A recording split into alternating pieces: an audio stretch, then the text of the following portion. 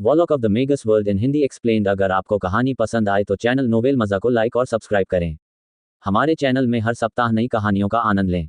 धन्यवाद। अध्याय 91 से 100। एक जोरदार विस्फोट हुआ और आग की चमकदार पीली लपटें सभी दिशाओं में फैल गईं, जिससे आसपास की जमीन जलकर अंधकार में हो गई।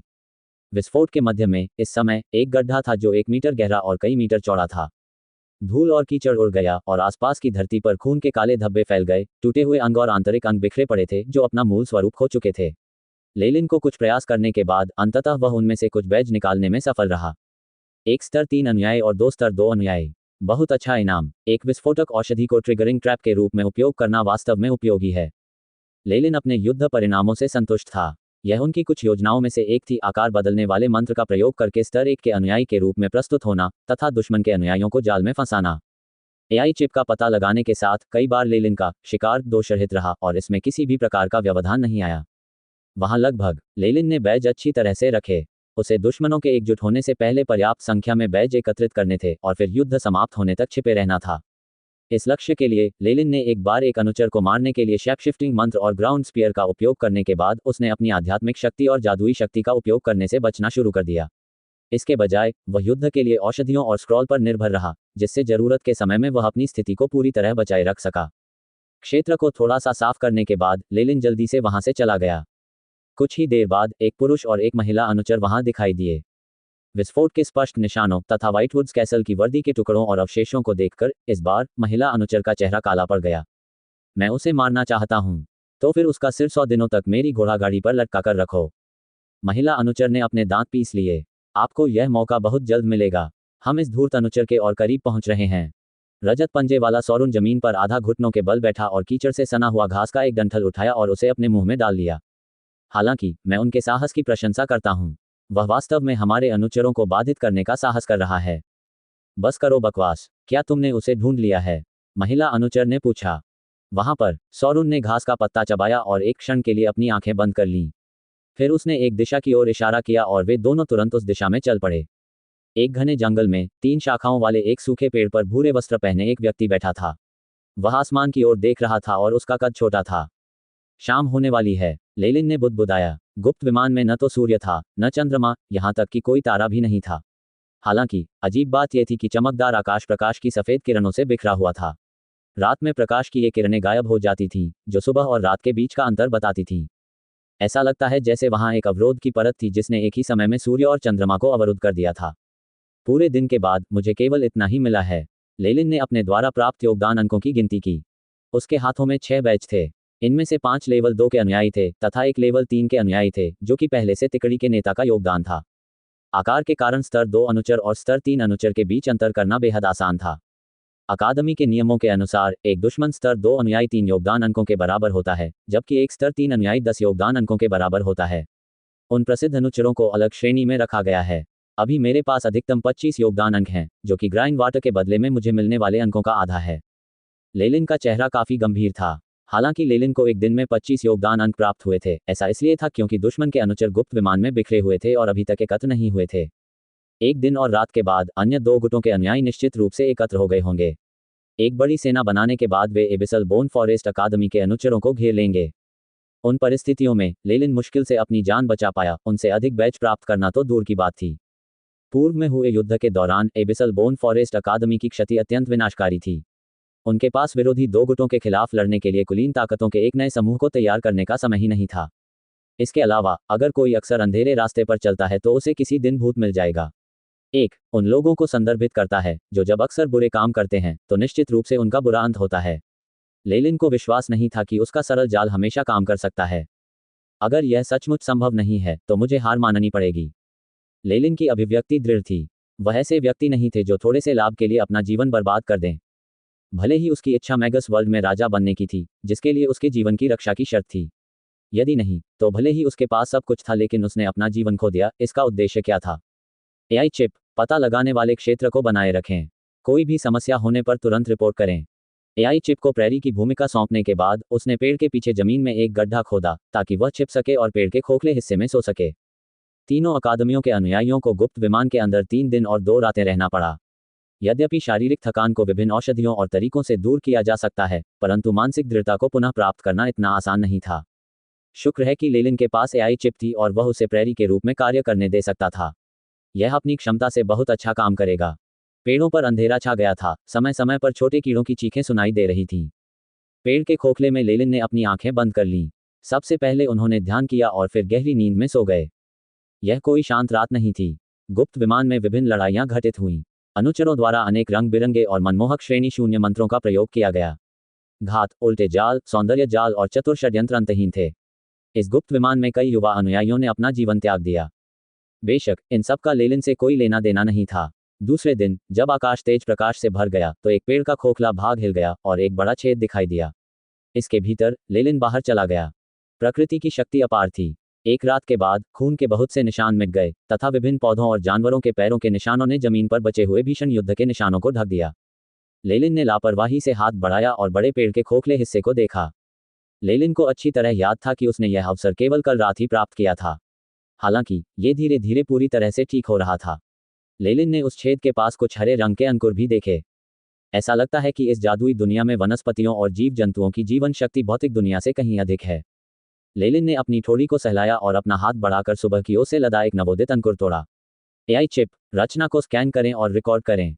बीप, संयंत्र डेटाबेस से तुलना, एक असामान्यता पाई गई है। एआई चिप की आवाज गूंजी। लेलिन के सामने एक हरे और हल्के नीले रंग की छवि ओवरलैप हो रही थी। इसके अलावा चित्र के मध्य में एक लाल क्षेत्र था जो एक ऑक्टोपस जैसा लग रहा था जो अपने पंख फैला रहा था। रचना रिकॉर्ड करें, लेलिन ने आदेश दिया। कौन जानता है कि भविष्य में इसका कोई उपयोग होगा या नहीं। लेलिन ने खुद को सांत्वना दी और फिर रिकॉर्डिंग के उद्देश्य से कुछ और पौधे और जड़ी बूटियां चुनना शुरू कर दिया। चेतावनी, चेतावनी, दक्षिण पूर्व में 523 मीटर की ऊंचाई से अत्यंत शक्तिशाली विकिरण आ रहा है। मुख्य रूप से रैंक शून्य मंत्र का उपयोग करके अनुचर के रूप में निर्धारित। जब लेलिन लाल नसों वाली एक हरी पत्ती चुन रहा था तभी एआई चिप से अलर्ट बज उठा। एक मौका, लेलिन की आंखें चमक उठीं। सेज गोथम्स हट और व्हाइटवुड्स कैसल सहयोगी थे। उनके अनुयायी एक दूसरे से नहीं लड़ते थे, इसलिए यदि कोई लड़ाई हुई भी तो उसमें निश्चित रूप से एबिसल बोन फॉरेस्ट अकादमी के अनुयायी शामिल थे। एआई चिप डिटेक्शन के साथ, अगर मैं अधिक सतर्क हूं तो मुझे डर नहीं है कि मैं फंस जाऊंगा। लेलिन ने उसकी छाती थपथपाई। ग्रे रंग के वस्त्र की भीतरी परत के नीचे उसकी छाती के पास एक ठोस पेंडेंट पड़ा था। या शायद ये गिरे हुए स्टार पेंडेंट की ताकत का परीक्षण करने का समय है। लेलिन ने अपने भूरे रंग के लबादे को ऊपर उठाया और खुद को छिपाते हुए उस ओर बढ़ गया जहां लड़ाई हो रही थी। तारांकन धमाका, तारांकन। जैसे जैसे वह करीब आया, लेलिन मंत्रों से निकलने वाले विकिरण की तीव्रता को महसूस कर सका। ये डिग्री केवल स्तर 3 के अनुयायी द्वारा ही प्राप्त की जा सकती है। इसके अलावा यह एक शक्तिशाली अनुचर का था। दुश्मन के स्तर 3 अनुचर की ओर, जिसके पास 20 से पहले मैगस में आगे बढ़ने का मौका था, एबिसल बोन फॉरेस्ट अकादमी ने उसके लिए आसमान छूते इनाम का द्वार खोल दिया। उन्होंने योगदान अंक का मूल्य 20 से बढ़ाकर 100 कर दिया। कहने का तात्पर्य यह है कि यदि लेलिन इस उपलब्धि को हासिल करने में सफल हो जाता है तो वह न केवल इसे ग्राइंड वाटर के बदले में प्राप्त कर सकता है, बल्कि वह इसे रैंक एक रक्षात्मक मंत्र मॉडल के बदले में भी प्राप्त कर सकता है। हालांकि लेलिन के पैर रुक गए और अचानक उसे वहां से निकल जाने की तीव्र इच्छा हुई। उनके लिए अपने प्रयोगों में उपयोग करने के लिए एक ग्राइंड वाटर पर्याप्त था। बाकी तो अनावश्यक थे और इन स्तर 3 के अनुचरों के खिलाफ लड़ना उचित नहीं था। इसके अलावा उनके मन में एक और चिंता थी। यद्यपि उन लोकप्रिय स्तर 3 अनुयायियों को मिलने वाली इनाम राशि बहुत अधिक थी, फिर भी उनके पीछे हमेशा प्रोफेसरों का हाथ होता था। इसके अलावा उनके संबंधित प्रोफेसरों ने निश्चित रूप से उन पर अनगिनत प्रयास किए होंगे। यहाँ तक कि अगर लेलिन सोचने के लिए अपने पैर के अंगूठे का इस्तेमाल करता तो वह निश्चित रूप से यह पता लगा सकता था कि मैगी ने अपने प्रशिक्षुओं पर जादू कर दिया है। जैसे ही वह उनमें से किसी को मार देगा, उसका रूप और अन्य जानकारी मैगस को पता चल जाएगी। एक आधिकारिक जादूगर के सामने शैप शिफ्टिंग मंत्र अप्रचलित था। भले ही चेयरमैन साइली ने रक्तपात के बाद लेलिन की रक्षा की हो, लेकिन वह सभी अवांछित ध्यान अपनी ओर आकर्षित नहीं करना चाहता था और यहाँ तक कि एक आधिकारिक मैगस द्वारा चिन्हित भी नहीं होना चाहता था। कुल मिलाकर जोखिम बहुत अधिक था, तथापि लाभ बहुत कम था। लेलिन उन प्रतिभाशाली लोगों के क्रोध को भड़काने के बजाय किसी स्तर 2 अनुयायी या थके हुए स्तर 3 अनुयायी को मारने की तलाश में है। उसने पीछे मुड़ने में कोई हिचकिचाहट नहीं दिखाई। अचानक एक पुरुष की आवाज सुनाई दी, हा हा, ज़ेडन, तुम अंततः मेरे हाथों में आ गए हो। ज़ेडन। लेलिन के कदम रुक गए और वह पीछे मुड़ गया। युद्ध का स्थान कुछ पेड़ों के बीच में था और अभी पेड़ पहले ही नष्ट हो चुके हैं, जिससे एक बड़ा सा मैदान दिखाई दे रहा है। लेलिन युद्ध देखने के लिए चुपके से छिप गया। मैदान के बीचों बीच शिकारी की पोशाक पहने ज़ेडन जमीन पर घुटनों के बल बैठा था। यहाँ तक कि उसके चारों ओर लताएं भी लिपटी हुई थीं, जो कवच का काम कर रही थीं। उसके सामने काले वस्त्र पहने एक पुरुष ने उन्मत्त हंसी हंसी प्रहार काले बालों वाले उस अनुचर ने अपनी कमर के चारों ओर एक चांदी की चेन बांधी हुई थी और समय समय पर उसके हाथों के बीच से नीली बिजली की चिंगारियां निकलती थीं जो चटचटाहट जैसी आवाज पैदा करती थीं। हाहा जैडन, मैंने पहले भी इसका उल्लेख किया था। एक दिन तुम मेरे हाथों में आओगे। काले बालों वाला अनुचर जोर से हंसने लगा। उसके हाथ की लहर के साथ सुपरसोनिक से भी तेज बिजली की एक नीली लकीर सीधे जैडन के बेलों के कवच पर आ गिरी। तारांकन सस्सी तारांकन। जैडन ऐसे उछलकर दूर जा गिरा मानो कोई रेलगाड़ी उससे टकरा गई हो और वह जमीन पर गिर पड़ा जिससे एक बड़ा सा छेद बन गया। कैसा है? जब तुमने मेरी बिजली की कोर का टुकड़ा चुराया था तब वह अहंकार कहाँ है? काले बालों वाले अनुचर ने जैडन पर एक और जादू डालने से पहले ताना मारा। इससे जैडन के शरीर पर एक दरार खुल गई। हरी लताओं में अब एक बड़ा सा छेद हो गया था जिससे जैडन की त्वचा दिखाई देने लगी थी। उसकी त्वचा का एक बड़ा हिस्सा झुलस गया था और लेलिन को हल्की सी बारबेक्यू की गंध आ रही थी। ऐसा मत सोचो कि एक टूटी हुई जादुई कलाकृति तुम्हें बचा सकती है।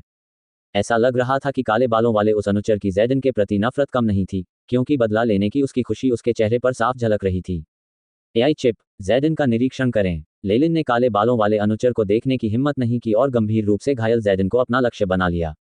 बीप, जैडन, शक्ति 1.9, चपलता 2.7, जीवन शक्ति 2.1, 3.5, आध्यात्मिक बल 3 10.8, स्थिति हल्की चोट, पक्षाघात।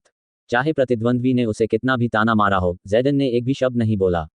वह अपने शत्रु को घूरने के लिए केवल बर्फीली निगाह का प्रयोग करता था। अच्छा नहीं है, जैडन भी अब एक जादुई कलाकृति के साथ स्तर 3 का अनुयायी है, लेकिन वह वास्तव में प्रतिद्वंद्वी को हरा नहीं सका। लेलिन के विचार जल्दी से अनुमान लगा लिया। लेलिन, जैडन के नाम से आकर्षित होकर जिज्ञासावश इस स्थान पर आया था, लेकिन वह उसके लिए अपनी जान जोखिम में डालने का इरादा नहीं रखता था। सच बताऊं तो, अगर जैडन का दुश्मन मजबूत नहीं होता, तो लेलिन हमला कर देता क्योंकि जैडन ने पहले ही उसे जानकारी दे दी थी। लेकिन अब दुश्मन की ताकत बहुत मजबूत लग रही थी और लेलिन कुछ हद तक हिचकिचा रहा था। एआई चिप, लक्ष्य के डेटा का निरीक्षण करें और लड़ाई में जीतने की दर की गणना करें। लेलिन ने आदेश दिया। बीप, मिशन की स्थापना, लड़ाई सिमुलेशन की शुरुआत। एआई चिप ने तेजी से गणना की और निष्कर्ष पर पहुंची। होस्ट की जीत दर 77% है। संभावित परिदृश्य, लक्ष्य की मृत्यु, मेजबान को हल्की क्षति। ये संभावना बहुत कम है। लेलिन की भौहें सिकुड़ गईं। देखना, वहां सचमुच लोग हैं। जैसे ही लेलिन हिचकिचा रहा था, एक महिला की आवाज वहां पहुंची। ये बहुत परिचित था और लेलिन ने कुछ समय पहले ही इसके मालिक की आकर्षक पैंट की आवाज भी सुनी थी। युद्ध के मैदान के दूसरी ओर बिक्की और एक अन्य महिला अनुचर आईं। ये बिक्की है, वह यहाँ क्यों आएगी? लेलिन ने गहरी सांस ली। उसे अचानक लगा कि चीजें बहुत परेशानी वाली होने वाली हैं। वहां कोई लड़ रहा है। Senior Jadon. बिक्की के साथ मौजूद महिला अनुचर ने जैडन को पहचान लिया और ऐसा लगा कि वह उससे कुछ स्नेह रखती है। जब उसने उसे घायल देखा तो वह जल्दी से उसके पास गई। लड़की, आपके दोस्त। काले बालों वाले अनुचर की भौहें सिकुड़ गईं और अचानक ताली बजने लगी। तुमने मेरी संपत्ति चुराकर मुझे शर्मिंदा किया है। आज मैं इसे कई तहों में आपको लौटाऊंगा। उदाहरण के लिए, अपनी आंखों के सामने इस महिला पर दावा करना। काले बालों वाला अनुचर कामुकता से हंसने लगा और उसके हाथ तितली की तरह हिलने और फड़फड़ाने लगे। तारांकन सस्सी तारांकन। सांप की नीली बिजली लगातार उसके हाथों पर बनती रही और एक धातु की जंजीर में तब्दील हो गई। इसने महिला अनुचर द्वारा जल्दबाजी में फेंके गए आग के गोले को भेद दिया और उसे जमीन पर गिरा दिया। मौली, बिक्की डर गई और वह भी जल्दी से वहां पहुंची। ये बेवकूफ। लेलिन ने उठते हुए असहाय भाव से उसका हाथ हिलाया। उसके मन में अभी भी बिक्की के लिए कुछ भावनाएं थीं और वह उसके लिए जोखिम उठाने को तैयार था, बशर्ते कि उसकी जान को कोई खतरा न हो। बेशक, उनकी सबसे बड़ी गारंटी थी एआई चिप से मिलने वाली जीत की दर। यदि एआई चिप की गणना से उसे इतनी जीत की संभावना नहीं मिलती, तो शायद वह खेल छोड़ने का विकल्प चुनता। रैंक 1 मैगस में आगे बढ़ने के बाद वह वापस लौटेगा और बिक्की का बदला लेगा। इसके अलावा, लेलिन मदद करने के लिए पूरी तरह से तैयार नहीं था, चाहे उसे जीतने के लिए गंभीर रूप से घायल होने या यहां तक कि मौत की कीमत भी क्यों न चुकानी पड़े। दूसरी ओर, यदि उसे केवल हल्की चोटें ही आई थीं, तो लेलिन को लगा कि बिक्की उसकी मदद की हकदार है। वास्तव में, मैं अंदर से अत्यंत तार्किक, असंवेदनशील और उदासीन व्यक्ति हूं। लेलिन ने खुद पर उपहास किया और जल्दी से आगे बढ़ते हुए 1 दर्जन मीटर की दूरी कम कर ली और बिक्की को पकड़ लिया। उधर मत जाओ। कौन? क्या आप? बिक्की ने अपने सामने खड़े आदमी को हैरानी से देखा। लेलिन का आकार बदलने वाला मंत्र अभी भी प्रभावी था और यहां तक कि औषधि के माध्यम से उसकी आवाज भी बदल दी गई थी। इसलिए बिक्की ने लेलिन को बिल्कुल नहीं पहचाना। एक व्यक्ति जो तुम्हें बचाने आया है। लेलिन की आवाज भारी थी और उसकी नजर सीधे काले बालों वाले अनुचर पर टिकी थी। एक दिलचस्प कीट। पहले तो तुम ही कोने में छुपे हुए थे, है ना?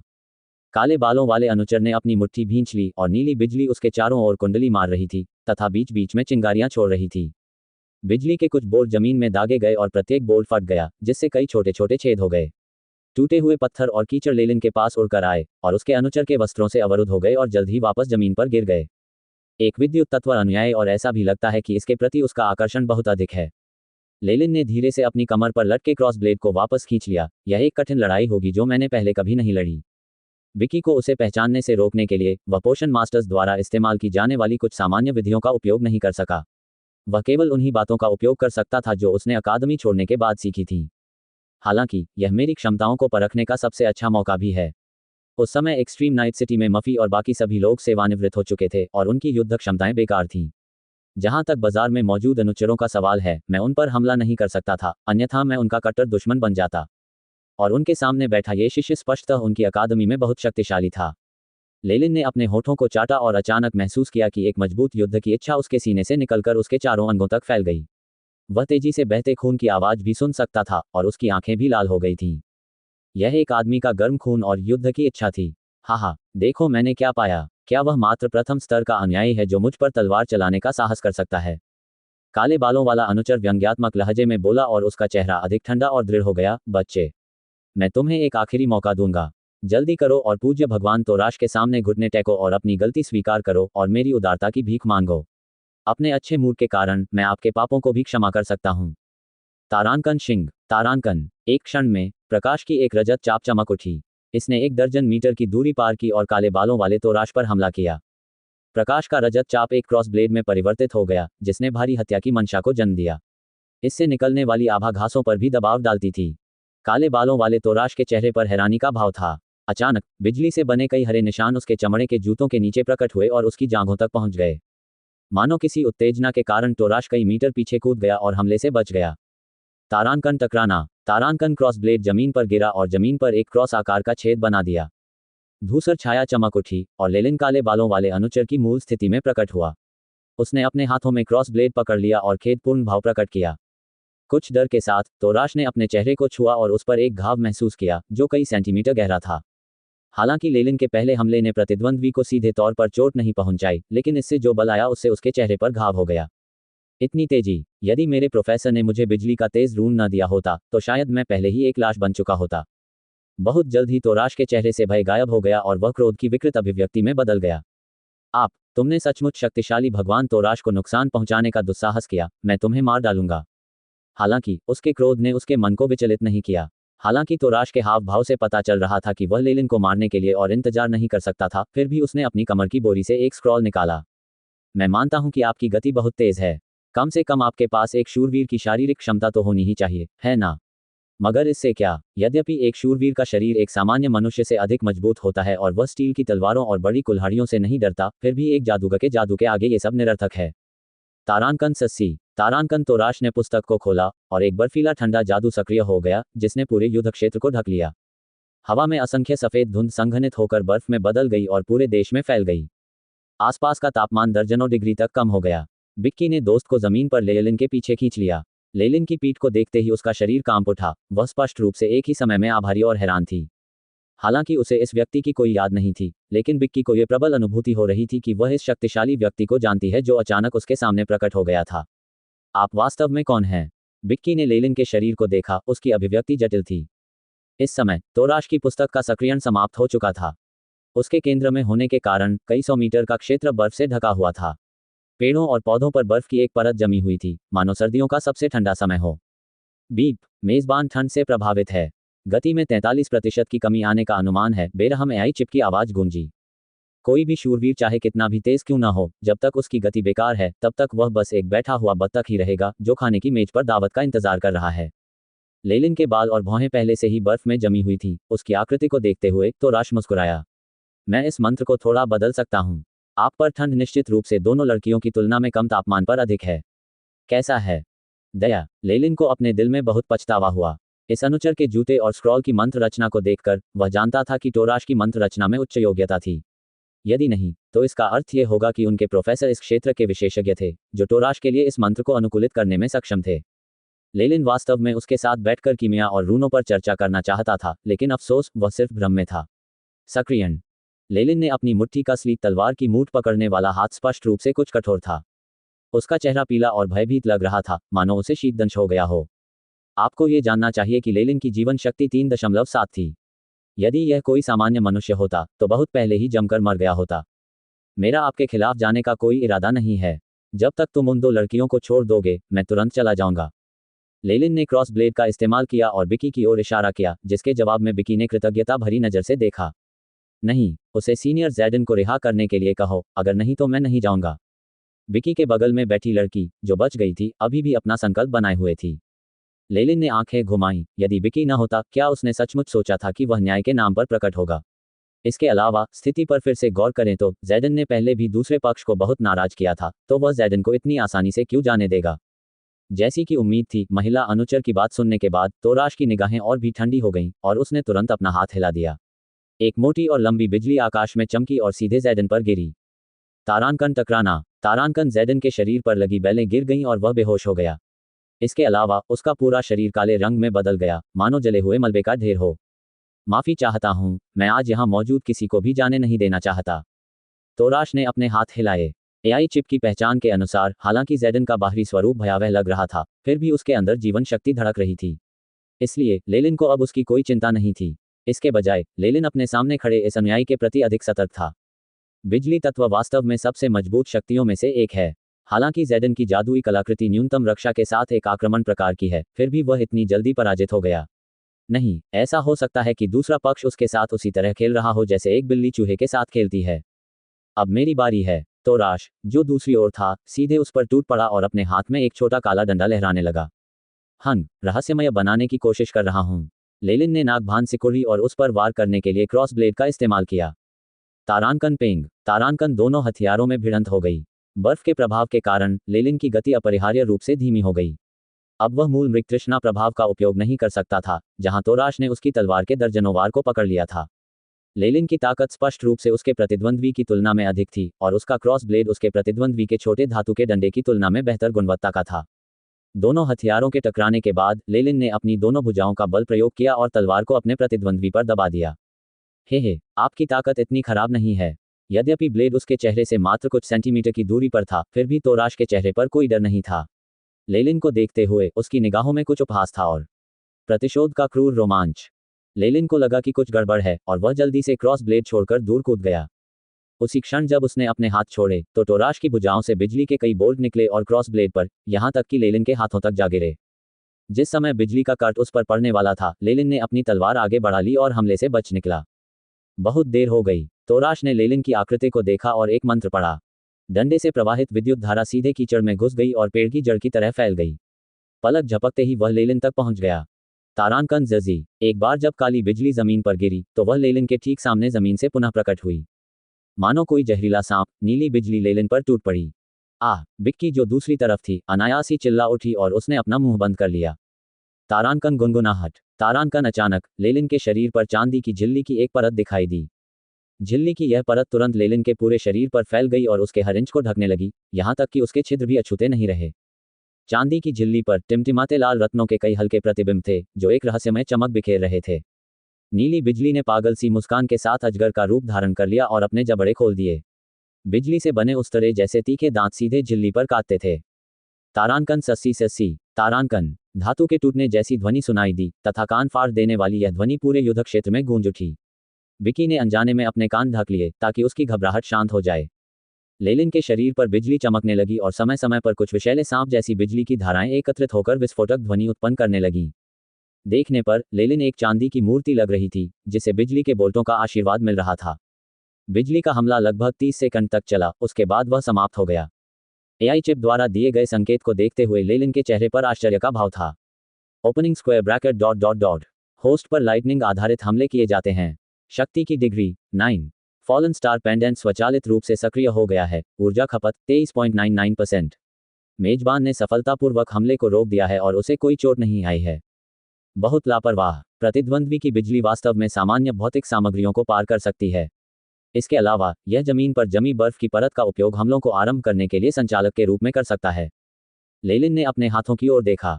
ये जानते हुए कि उसका प्रतिद्वंद्वी बिजली तत्व में उत्कृष्ट है, लेलिन ने लड़ाई से पहले ही चमड़े के दस्ताने पहन लिए थे। हालांकि जिन हाथों ने पहले क्रॉस ब्लेड को पकड़ा था, वे अभी भी सुन्न थे। फॉलन स्टार पेंडेंट को सक्रिय करने के लिए भी एक पूर्व शर्त थी। लेलिन ने इसे केवल तभी सक्रिय करने के लिए अनुकूलित किया था जब उसका जीवन खतरे में हो। अन्यथा आकाश से गिरने वाली कोई भी वर्षा की बूंद गिरे हुए तारे के पेंडेंट को सक्रिय कर देगी और जादुई कलाकृति में ऊर्जा की खपत को समाप्त कर देगी। इससे पहले क्योंकि लेलिन ने अपनी तलवार जल्दी छोड़ दी थी, इसलिए उसके शरीर को बिजली के कट से होने वाली क्षति बहुत कम हुई थी। फॉलन स्टार पेंडेंट को सक्रिय करने के लिए मापदंड को प्राप्त करना पर्याप्त नहीं था। बेशक चालकता के कारण बिजली बहुत तेज थी और लेलिन ने अभी भी अपने हाथों में इसका हमला झेला। अंत में लेलिन पीछे हट गया और अपने प्रतिद्वंद्वी के पीछा करने पर उसे 9 डिग्री बिजली के हमले का सामना करना पड़ा। यदि वह आगे बचाव नहीं करता तो उसका जीवन खतरे में पड़ जाता। इस प्रकार फॉलन स्टार पेंडेंट के सक्रियण की कसौटी पूरी हो गई, जहां उसके शरीर से तुरंत झिल्ली की एक परत प्रकट हो गई। फॉलन स्टार पेंडेंट की रक्षा 15 डिग्री तक के हमलों को नकार सकती है। कहने का तात्पर्य यह है कि यदि टोराश का हमला इस डिग्री से अधिक नहीं हो सकता था तो लेलिन का शरीर कछुए के खोल की तरह था जब तक कि फॉलन स्टार पेंडेंट की ऊर्जा समाप्त नहीं हो गई। ये कैसे संभव है? लेलिन को देखते हुए, जो घायल लग रहा था, टोराश का मुंह इतना खुल गया कि उसमें कई बत्तख के अंडे समा गए। ये हमला मेरे प्रोफेसर ने मुझ पर व्यक्तिगत रूप से किया है। यह मेरी आत्मीयता के अनुरूप है और मेरे हमले की डिग्री कम से कम 9 है। तुम ठीक कैसे हो सकते हो? अब मैं समझा, आपके शरीर पर निश्चित रूप से कोई रक्षात्मक जादुई कलाकृति होगी। काले बालों वाले टोराश ने सोचा और जल्दी ही सच्चाई समझ ली। हालांकि यह केवल एक निम्न श्रेणी की रक्षा जादू कलाकृति है, लेकिन निश्चित रूप से कई आधिकारिक मैगी होंगे जो इसमें रुचि लेंगे। टोराश ने अपने होंठ चाटे और उसके चेहरे पर तीव्र लालच झलक उठा। इस रक्तपात के लिए दोनों पक्षों ने एक समझौते पर हस्ताक्षर किए कि वे किसी भी ऐसी ताकत का उपयोग नहीं करेंगे जो अनुचर से अधिक हो। कोई भी व्यक्ति जादुई कलाकृति का स्क्रॉल जो इस मानदंड को पार कर जाएगा, उसे एक पल में टेलीपोर्ट कर दिया जाएगा और उसके पास गुप्त विमान में जाने का कोई मौका नहीं होगा। हालांकि लेलिन की जादुई कलाकृति कीमती थी, फिर भी यह निम्न श्रेणी की श्रृंखला से संबंधित थी। लेलिन की नज़र में ये निम्न श्रेणी की जादुई कलाकृतियां आधिकारिक मैगी से भी कम शक्तिशाली थीं। किसी भी रैंक एक मंत्र की आक्रमण की डिग्री 20 और उससे अधिक थी। यदि लेलिन ने उन्हें रोकने के लिए फॉलन स्टार पेंडेंट का उपयोग किया होता तो वह निश्चित रूप से तुरंत मारा जाता और पीछे कोई निशान भी नहीं छोड़ता। हालांकि अनुचरों के बीच फॉलन स्टार पेंडेंट एक दिव्य वस्तु थी। इसके अलावा एक आधिकारिक मैगस को भी सुरक्षा की एक अतिरिक्त परत से कोई आपत्ति नहीं होगी, चाहे वह कितनी भी छोटी क्यों न हो। हालांकि फॉलन स्टार पेंडेंट की सुरक्षा पेंडेंट से सक्रिय हो गई थी और इससे मालिक पर कोई प्रभाव नहीं पड़ा। निम्न श्रेणी के रक्षा जादू की कलाकृति का मूल्य ज़ेडन के आक्रमण प्रकार के जादू की कलाकृति से कम 5 गुना अधिक था। कहने का मतलब यह है कि अभी एआई चिप के अलावा लेलिन के पास सबसे मूल्यवान चीज ये जादुई कलाकृति थी। उसे मार डालो, उसे मार डालो, तो फिर वह जादुई कलाकृति मेरी है। टोराश की आंखें लाल हो गईं। भले ही यह एक जादुई कलाकृति हो, लेकिन इसकी भी एक सीमा है। एक बार जब इसकी ऊर्जा समाप्त हो जाएगी तो अगली बार रिचार्ज होने से पहले ये कचरे का एक टुकड़ा बन जाएगा। हालांकि क्या मैं इतनी देर तक टिक सकता हूँ? भले ही मैं आज उसे यहाँ नहीं रख पाऊँ, लेकिन मैं अन्य छात्रों को इकट्ठा करके उसका पीछा कर सकता हूँ। 1 मिनट रुको, शायद कोई बेहतर विचार हो। गिरते हुए स्टार पेंडेंट को देखने के बाद टोराश को आज लेलिन को यहाँ रखने की कोई उम्मीद नहीं थी। हालांकि इच्छा की ज्वाला ने धीरे धीरे उसके तर्क पर आक्रमण कर दिया। अचानक टोराश ने बिकी को देखा जो लेलिन के पीछे था और उसकी आंखें चमक उठीं और उसने प्रस्ताव रखा। आप पीछे खड़ी हरे बालों वाली लड़की को लेकर बहुत चिंतित हैं, है ना? टोराश ने पूछा। इससे इनकार मत करो, उसे बचाने के लिए बाहर कूदना ही इसका सबसे अच्छा सबूत है। तो क्या हुआ? लेलिन की भौहें सिकुड़ गईं। मुझे अपनी जादुई कलाकृति दो और मैं उसे जाने दूंगा। इतना ही नहीं, ज़ेडन और दूसरी लड़की को भी मैं जाने दूंगी। टोराश ने अपने होंठ चाटे। हाँ, उस अप्रत्याशित भाषण को सुनने के बाद लेलिन ने अपना सिर हिलाया। हाँ, मैं तुम्हें आज यहाँ नहीं रख सकता क्योंकि तुम्हारे पास जादुई कलाकृति है। हालांकि मैं निश्चित रूप से हरे बालों वाली लड़की को अपने पास रख सकता हूँ और उसे मार भी सकता हूँ। टोराश ने अपने शब्दों को धमकी में बदल दिया। करने की कृपा करे। लेलिन ने अपने हाथ बढ़ाए और इशारा किया। तुम क्यों करोगे? इस उत्तर से टोराश को बहुत आश्चर्य हुआ। मेरा उससे कुछ ही लेना देना है, इसीलिए मैं उसे बचाना चाहता था। हालांकि यदि नुकसान बहुत अधिक हो तो यह इसके लायक नहीं होगा। इसके अलावा इस रक्षात्मक जादुई कलाकृति को खोने के बाद भी मैं आपके साथ सौदेबाजी कैसे कर पाऊंगा? लेलिन ने उपहास भरी आंखों से टोराश को देखा। उन्होंने गहराई से समझा कि धमकी देने वाले लोगों के प्रति आपको कभी यह नहीं दिखाना चाहिए कि आप उनके हाथ में मौजूद चीज के प्रति बहुत सतर्क हैं। यदि ऐसा नहीं किया गया तो आप पर अधिक से अधिक मांगें थोपी जाएंगी। भले ही टोराश ने आज सचमुच बिकी को मार दिया हो, लेलिन किसी और दिन उसका बदला जरूर लेगा। इसलिए यदि वह लेलिन को धमकाने के लिए बिकी का उपयोग करना चाहता था तो उसके पास इसके लिए केवल 2 शब्द थे, सपने देखते रहो। मुझे तुम पर विश्वास नहीं है। तुमने ये जानबूझकर कहा होगा, है न? टोराश की चालाक आंखें लेलिन की पीठ पर घूम गईं। क्या तुमने देखा कि तुम्हारी बातें सुनने के बाद तुम्हारी छोटी गर्लफ्रेंड का दिल बहुत टूट गया है? कितना घटिया। लेलिन ने पीछे मुड़कर भी नहीं देखा। हालांकि अब इसे खत्म करने का समय आ गया है। लेलिन ने आकाश की ओर देखा और प्रकाश की किरणें भोर से भी अधिक चमकदार थीं। जादूगर बुद्धिमान प्राणी थे। लेलिन को धमकी देकर तोराश ने केवल एक नगण्य आशा ही जगाई। उनका मुख्य उद्देश्य संभवतः तब तक रुकना था जब तक कि अन्य अनुयायी उनका समर्थन न कर दें। गुप्त विमान में एबिसल बोन फॉरेस्ट अकादमी के अनुचर अत्यधिक असुविधा में थे। अब दूसरा दिन भी आ गया था और शत्रु के अनुचर पहले ही एकत्र हो चुके थे। एक बार जब लेलिन का पता चल गया तो उसे मार डालने के लिए पुकारने और चिल्लाने का दृश्य शुरू हो गया। उस समय आकाश और पृथ्वी को ढकने वाले असंख्य मंत्र उस पर बरसने लगे। भले ही लेलिन के पास फॉलन स्टार पेंडेंट था, लेकिन इसकी ऊर्जा सीमित थी। क्या अंत! तोराश के हाथों में कुछ सामग्रियां दिखाई दी जैसे ही वह कई कदम पीछे हटा। बेशक यह इस मूर्खतापूर्ण खेल को खत्म करने के लिए है। लेलिन की आंखें चमक उठीं और उसने एक मंत्र पढ़ा। तारांकन सस्सी। तारांकन बर्फीली जमीन पर लाल हरे रंग की गैस फैल गई। जब बर्फ और धुंध की पतली परत लाल गैस के संपर्क में आई तो युद्ध क्षेत्र का तापमान तुरंत कुछ डिग्री बढ़ गया। जहां तक हरे रंग की धुंध का सवाल है, वह पूरे मैदान में फैलती रही। दृश्यता तुरंत कम हो गई और 3 मीटर के दायरे से आगे कुछ भी दिखाई नहीं दे रहा था। यह एक मंत्र है जो मैंने विशेष रूप से तुम्हारे लिए तैयार किया है, परलोक के ज्वलंत बादल। लेलिन धीरे से बोला। इससे पहले जब उसने प्रतिद्वंद्वी के साथ निरर्थक वाक्यों का आदान प्रदान किया था तो वह वास्तव में गणना के लिए एआई चिप का बेतहाशा उपयोग कर रहा था। इसके अलावा उन्होंने खेत तैयार किया और उसमें विभिन्न प्रकार की सामग्रियां बोईं। ये तो मात्र एक संक्षारक गैस है। तोराश ने इसका तिरस्कार किया। उसके पूरे शरीर पर नीली धारा बह रही थी। यदि पहले कोई उसके शरीर पर कर्ट को एक पतली परत के रूप में वर्णित करता था तो अब यह कहा जा सकता है कि वह पहले से ही 1 सेंटीमीटर मोटी हो गई है। जाना। तोराश ने इशारा किया और नीली धारा सीधे लाल हरे धुंध में प्रवाहित हो गई। तारांकन सस्सी। तारांकन। जहां बिजली गई वहां लाल हरे रंग की गैस वाष्पित हो गई जिससे उसके आसपास का क्षेत्र दिखाई देने लगा। हालांकि तोराश का आत्मसंतुष्ट चेहरा एक क्षण से अधिक समय तक नहीं टिक सका, फिर बदल गया। यह ऊर्जा तरंग। आप कोई लेवल 1 के अनुयायी नहीं हैं, बल्कि लेवल 3 के अनुयायी हैं। लाल हरे रंग की गैस के केंद्र से ऊर्जा में उतार चढ़ाव को स्पष्ट रूप से महसूस किया जा सकता था। उसका अपना इलेक्ट्रिक सांप हरे धुंध के कारण तुरंत ही जंग खा गया। इसके अलावा हरे रंग का एक निशान बिजली की गति के साथ साथ लगातार तोराश की ओर बढ़ रहा था। नहीं। तोराश ने लेलिन को एक गहरी नज़र से देखा जो बादलों और धुंध के बीच में था और फिर तेजी से भागने लगा। लेलिन ने अपनी बाहें घुमाईं और एक हरे रंग की जादुई अंगूठी ने तोराश को पूरी तरह से घेर लिया और वह धीमा हो गया जैसे कि वह जंजीरों से बंधा हुआ हो। ससी। तारांकन। एक लाल हरा धुएंदार बादल तोराश के करीब फैल गया और उसके शरीर के चारों ओर लिपट गया। धुआं घना होता गया और जल्द ही लेलिन तोराश को देख भी नहीं सका। तारांकन क्रैकल। तारांकन परलोक के ज्वलंत बादल के नीचे बिजली और गड़गड़ाहट की आवाजें आ रही थीं, साथ ही तोराश की पीड़ा भरी चीखें भी सुनाई दे रही थीं। लेलिन ठंडी मुस्कान के साथ बोला। इस परवर्ती जीवन के बादल को लेलिन द्वारा संशोधित किया गया था और इसमें विशेष रूप से बिजली तत्व के लिए सबसे अनुकूल ऊर्जा कण डाले गए थे। ये कहा जा सकता है कि यह सभी बिजली तत्व अनुयायियों के लिए अभिशाप था। परलोक के बादल के भीतर चीख पुकार और मांस के क्षय की आवाजें सुनने के बाद विकी के चेहरे पर एक परेशान करने वाला भाव प्रकट होता है। मैं तुम्हें मार दूंगा। 1 दर्जन सेकंड बाद तोराश ने लेलिन पर परवर्ती जीवन के बादल से हमला किया और अपने साथ बादल का एक गोला लाया जो उसके शरीर से चिपक गया। तोराश का रूप देखकर विकी और अन्य अनुचर भयभीत होकर चीख पड़े। इस समय तोराश अर्धनग्न था, उसके कपड़े लगभग पिघल चुके थे। उसके शरीर पर कई फोड़े थे जिनसे गाढ़ा पीला मवाद बह रहा था। उसकी एक आंख की पुतली अपने गड्ढे से बाहर गिर गई थी तथा कुछ रक्तरंजित ऊतक अभी भी उससे जुड़े हुए थे जो वहां लटके हुए थे। अपने चेहरे पर मांस के कुछ टुकड़े गायब होने के साथ इस समय तोराश पिछली दुनिया के लेलिन की लाश की नकल जैसा लग रहा था। हालांकि अनुचर अपनी जीवन शक्ति को मजबूत करने के लिए ऊर्जा कणों का उपयोग कर सकते हैं, लेकिन ऐसी मजबूत जीवन शक्ति अभी भी अत्यंत दुर्लभ है। लेलिन ने अपने हाथ फैलाए और एक काले रंग का कलाई रक्षक स्वचालित रूप से अपनी पहुंच बढ़ा दी, अंततः एक काले धनुष में बदल गया जिस पर एक उल्टी नोक वाला तेज तीर लगा हुआ था। हवा की गति और आर्द्रता की गणना, प्रक्षेप पथ का समायोजन। एआई चिप की सहायता से अभी लेलिन की तीरंदाजी कौशल एक धनुष मास्टर के समान थी। शियू शियू। तारांकन धनुष से 4 बाण छोड़े गए और प्रकाश की काली किरणों की तरह आकाश में फैलते हुए सीधे तोराश के चारों अंगों को भेदते हुए उसे जमीन पर गिरा दिया। ऊर्घ। तोराश को संघर्ष करना पड़ा। उसके शरीर का मांस लगातार जमीन पर गिर रहा था और ऐसा लग रहा था कि अब उसकी आवाज भी प्रभावित हो रही थी।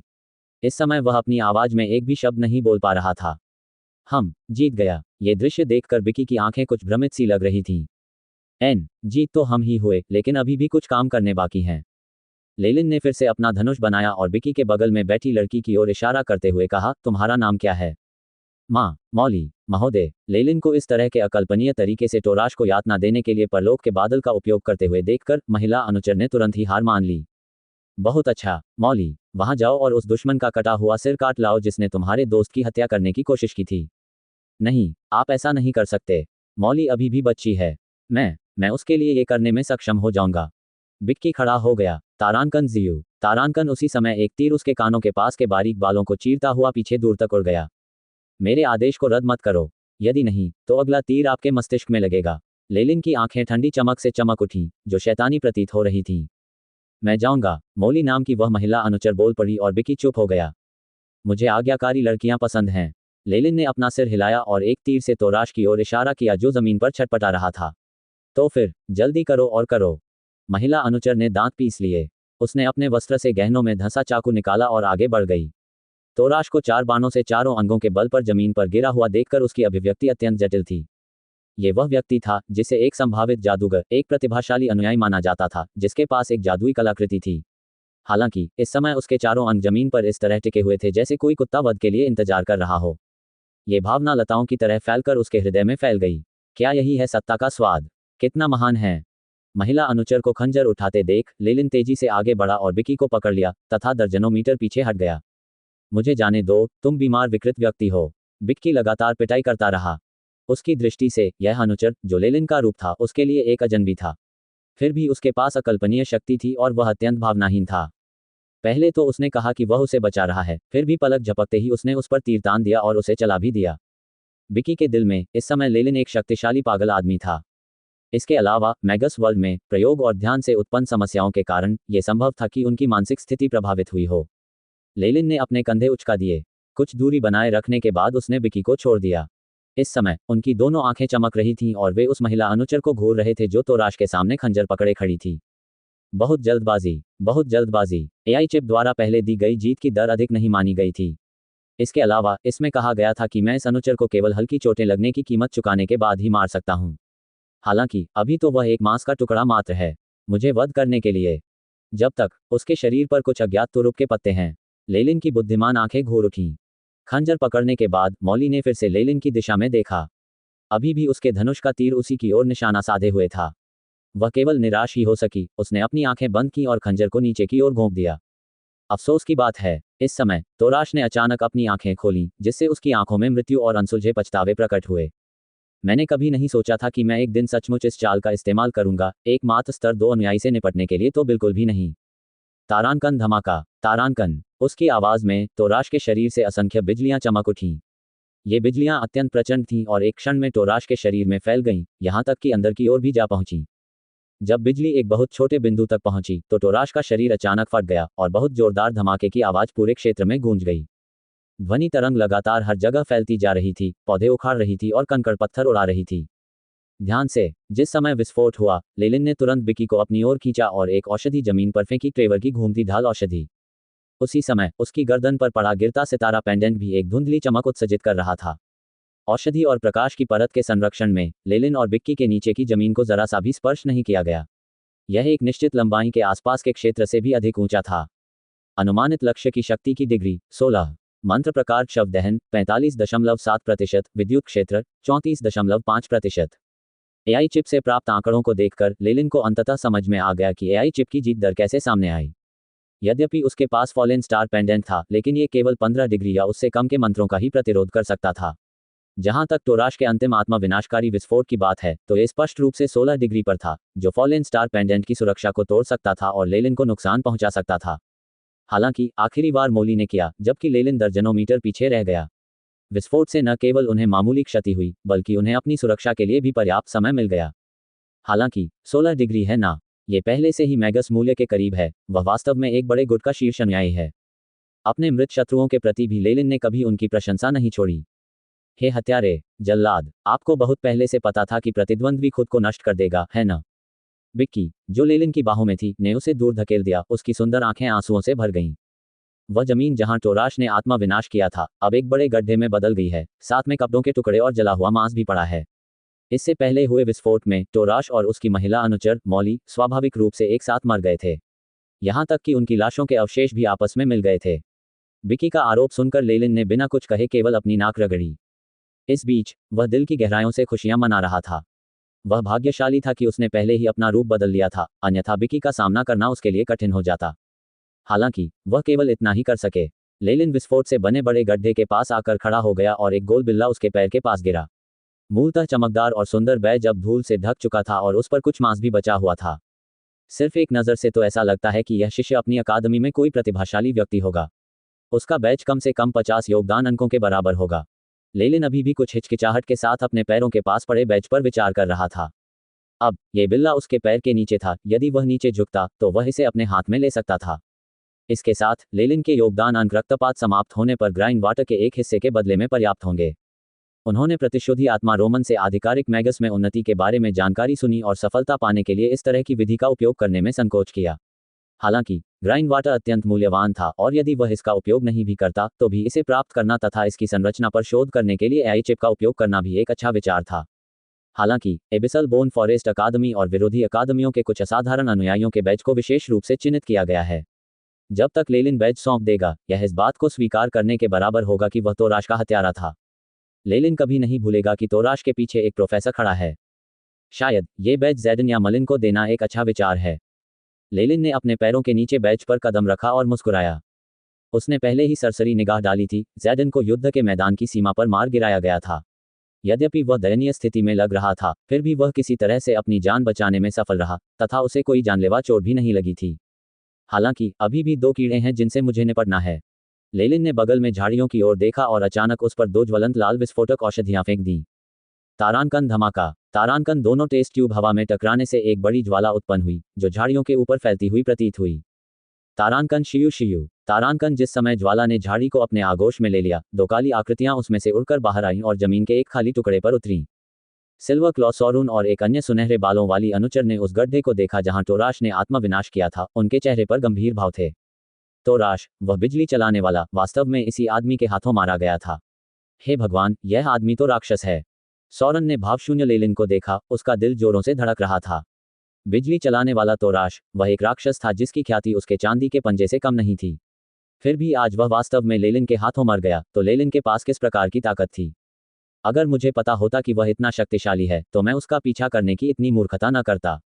इस समय पछतावे की भावना ने धीरे धीरे सॉरन के दिल को घेर लिया। क्या किया जाए? गोरी महिला अनुचर ने सॉरन की ओर देखा और मन ही मन उसे कोसा जब उसने देखा कि वह पहले से ही पीछे हटने का मन बना रहा है। और क्या, हमें देखना होगा कि प्रतिद्वंद्वी हमें जाने देगा या नहीं। सॉरन ने अपने हाथ हिलाए और लेलिन को हल्का सा झुकाया। एबिसल बोन फॉरेस्ट अकादमी से आए आदरणीय अनुचर, आपकी ताकत ने मुझे आश्वस्त कर दिया है और मैं, सॉरुन, भविष्य में आपके प्रति कभी कोई बुरी भावना नहीं रखूंगा। सॉरुन के समर्पण के संकेत पर महिला गोरी अनुचर ने अपने होंठ भींच लिए, परंतु एक शब्द भी नहीं बोली। लेलिन की ताकत और क्रूरता को देखकर वह भी कुछ हद तक डर गई थी। जहां तक अपने साथी अनुचरों से बदला लेने की बात है, हालांकि व्हाइटवुड्स कैसल और सेज गोथम हट की मृत्यु दर एबिसल बोन फॉरेस्ट अकादमी जितनी अधिक नहीं थी, लेकिन हर महीने कुछ बदकिस्मत लोग मर जाते थे। यदि सॉरुन और गोरी अनुचर को अपने सभी मृत साथी अनुचरों का बदला लेना हो तो उन्हें सबसे पहले अपनी अकादमी के अनुचरों का नरसंहार करना होगा। लेलिन का पीछा करने का कारण यह था कि वे उसे एक शिकार के रूप में समझते थे और उसके साथ एक अच्छा खेल खेलने के लिए तैयार थे। लेकिन अब लेलिन की क्षमता उनकी अपेक्षाओं से कहीं अधिक हो गई थी और उसके कार्य अत्यंत सावधानीपूर्वक फिर भी क्रूर थे, जिससे वे उससे भयभीत हो गए। क्या ऐसा है? लेलिन ने न तो सहमति जताई और न ही इनकार किया और काले धनुष को अपने हाथों में रखा। उसने वह क्रॉस ब्लेड भी उठा लिया जिसे उसने पहले जमीन पर फेंक दिया था। दया, तुम्हें मेरा पीछा नहीं करना चाहिए था। लेलिन ने धीरे से गुर्राहट की। उसी समय एक मंत्र का जाप किया और अपने हाथ से अपने क्रॉस ब्लेड को दाग दिया। तारानकन सस्सी। तारानकन तापमान अचानक कुछ डिग्री गिर गया और तलवार पर बर्फ फैलती रही। एक पल में लेलिन का क्रॉस ब्लेड एक पारदर्शी बर्फीली तलवार में बदल गया। वह पहले आधे जानवर की लाश से ठंड कीमिया रूनों के इस सेट को प्राप्त करने में कामयाब रहे, जो एक्सट्रीम नाइट सिटी लॉर्ड का करीबी सहयोगी था। इसे एआई चिप में संग्रहीत करने के बाद उन्होंने इसका विश्लेषण भी किया। इस समय ठंड कीमिया रून के प्रभाव में बर्फीले महान तलवार का प्रभाव एक निम्न श्रेणी के जादू की कलाकृति की तुलना में फीका नहीं था। गिरे हुए का प्रकाश। संतुष्टि में अपनी महान तलवार को लहराने के बाद लेलिन ने अपने शरीर पर एक और जादुई कलाकृति को सक्रिय किया। तारानकन पेंग। तारानकन गिरे हुए स्टार पेंडेंट से एक भ्रामक चमक की लकीर निकली जिसने लेलिन के पूरे शरीर को घेर लिया। चांदी ग्रे प्रकाश धीरे धीरे भ्रामक कवच में बदल गया जिसने लेलिन की रक्षा की। इस समय लेलिन अपने प्रकाश के चांदी के कवच में एक पारदर्शी तलवार के साथ बिल्कुल दंतकथाओं के एक शूरवीर की तरह लग रहा था। एआई चिप का रिमाइंडर लगातार लेलिन के सिर में गूंज रहा था। ठंड के प्रभाव के तहत क्रॉस ब्लेड के साथ हमले की अनुमानित डिग्री 3 से 5 है, साथ ही बर्फ के हमले का साइड इफेक्ट भी है। फॉलन स्टार पेंडेंट में संपूर्ण रक्षा सक्रिय हो गई है, खपत की गई ऊर्जा कम हो रही है, अनुमान है कि 15 मिनट में पूरी तरह समाप्त हो जाएगी। हमारे पास लड़ने के अलावा कोई विकल्प नहीं है।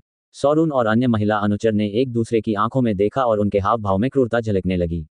लेलिन के प्रदर्शन से यह स्पष्ट था कि वह उन्हें जाने देने के लिए इच्छुक नहीं था, इसलिए चाहे वे कितनी भी विनती करें, ये निरर्थक होगा। इसके अलावा वे अपने गौरव के कारण प्रतिभाशाली भी थे।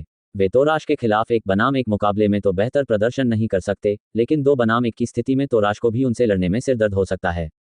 मैं पहले उसे रोकूंगा, तुम अपना भयानक मंत्र तैयार करो, सोरन ने महिला अनुचर से कहा और तुरंत अपना दाहिना हाथ आगे बढ़ाया। इस समय उसके दाहिने हाथ की चांदी जैसी त्वचा चमक उठी और शल्कों में बदल गई। उसके नाखून फैले हुए थे और नीचे की ओर मुड़े हुए थे, उनकी तीक्ष्णता से एक ठंडी चमक आ रही थी। उसकी पूरी चांदी जैसी मानव हथेली चांदी जैसे पशु के पंजे में बदल गई। सोरन की आंखों में रक्त की प्यास उभर आई जब वह अपने पीछे खड़ी गोरी महिला अनुचर को बचाने के लिए आगे बढ़ा। जहां तक महिला गोरी अनुचर का प्रश्न है, वह मंत्रोच्चार करते हुए लगातार अपने वस्त्रों से सामग्री निकालती रहती थी, समय समय पर अपनी त्वचा को काटने के लिए खंजर का उपयोग करती थी तथा जादुई सामग्री पर अपना ताज़ा खून टपकाती थी। धीरे धीरे महिला गोरी अनुचर के चारों ओर एक मजबूत जादुई ऊर्जा तरंग निर्मित हुई। बहुत दिलचस्प। दूर स्थित कास्ट के साथ नजदीकी मुकाबला, ये वास्तव में एक अच्छा संयोजन है।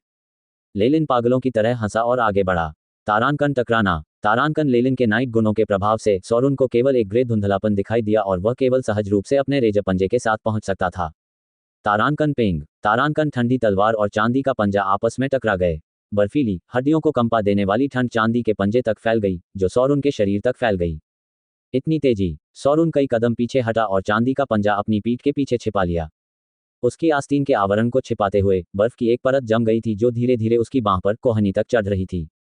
हाहा, महान। दोबारा। लेलिन ने जोर से दहाड़ते हुए एक बार फिर अपनी बड़ी तलवार लहराए और आगे बढ़ गया। अपने चारों ओर की धुंधली आभा को महसूस करते हुए सोरन अपनी आंखें बंद करने से खुद को रोक नहीं सका और ऐसा महसूस किया कि वह लेलिन के सामने समर्पण करना चाहता है। Cross blade slash. लेलिन चिल्लाया। ठंडी तलवार ने एक सुंदर क्रॉस बनाया। पिछली ऊर्जा तरंग से भिन्न बात यह थी कि क्रॉस ब्लेड स्लैश ने अब बर्फ की एक परत बना दी थी जो सोरुन की ओर बढ़ रही थी। सोरन की आंखें लाल हो गई थीं। उसने दांत पीसते हुए चांदी का पंजा अपने शरीर के सामने उठाया। चांदी के पंजे पर लगे शल्क तेजी से फैल गए और हमले को रोकने के लिए एक छोटी ढाल का रूप ले लिया। तारांकन ची।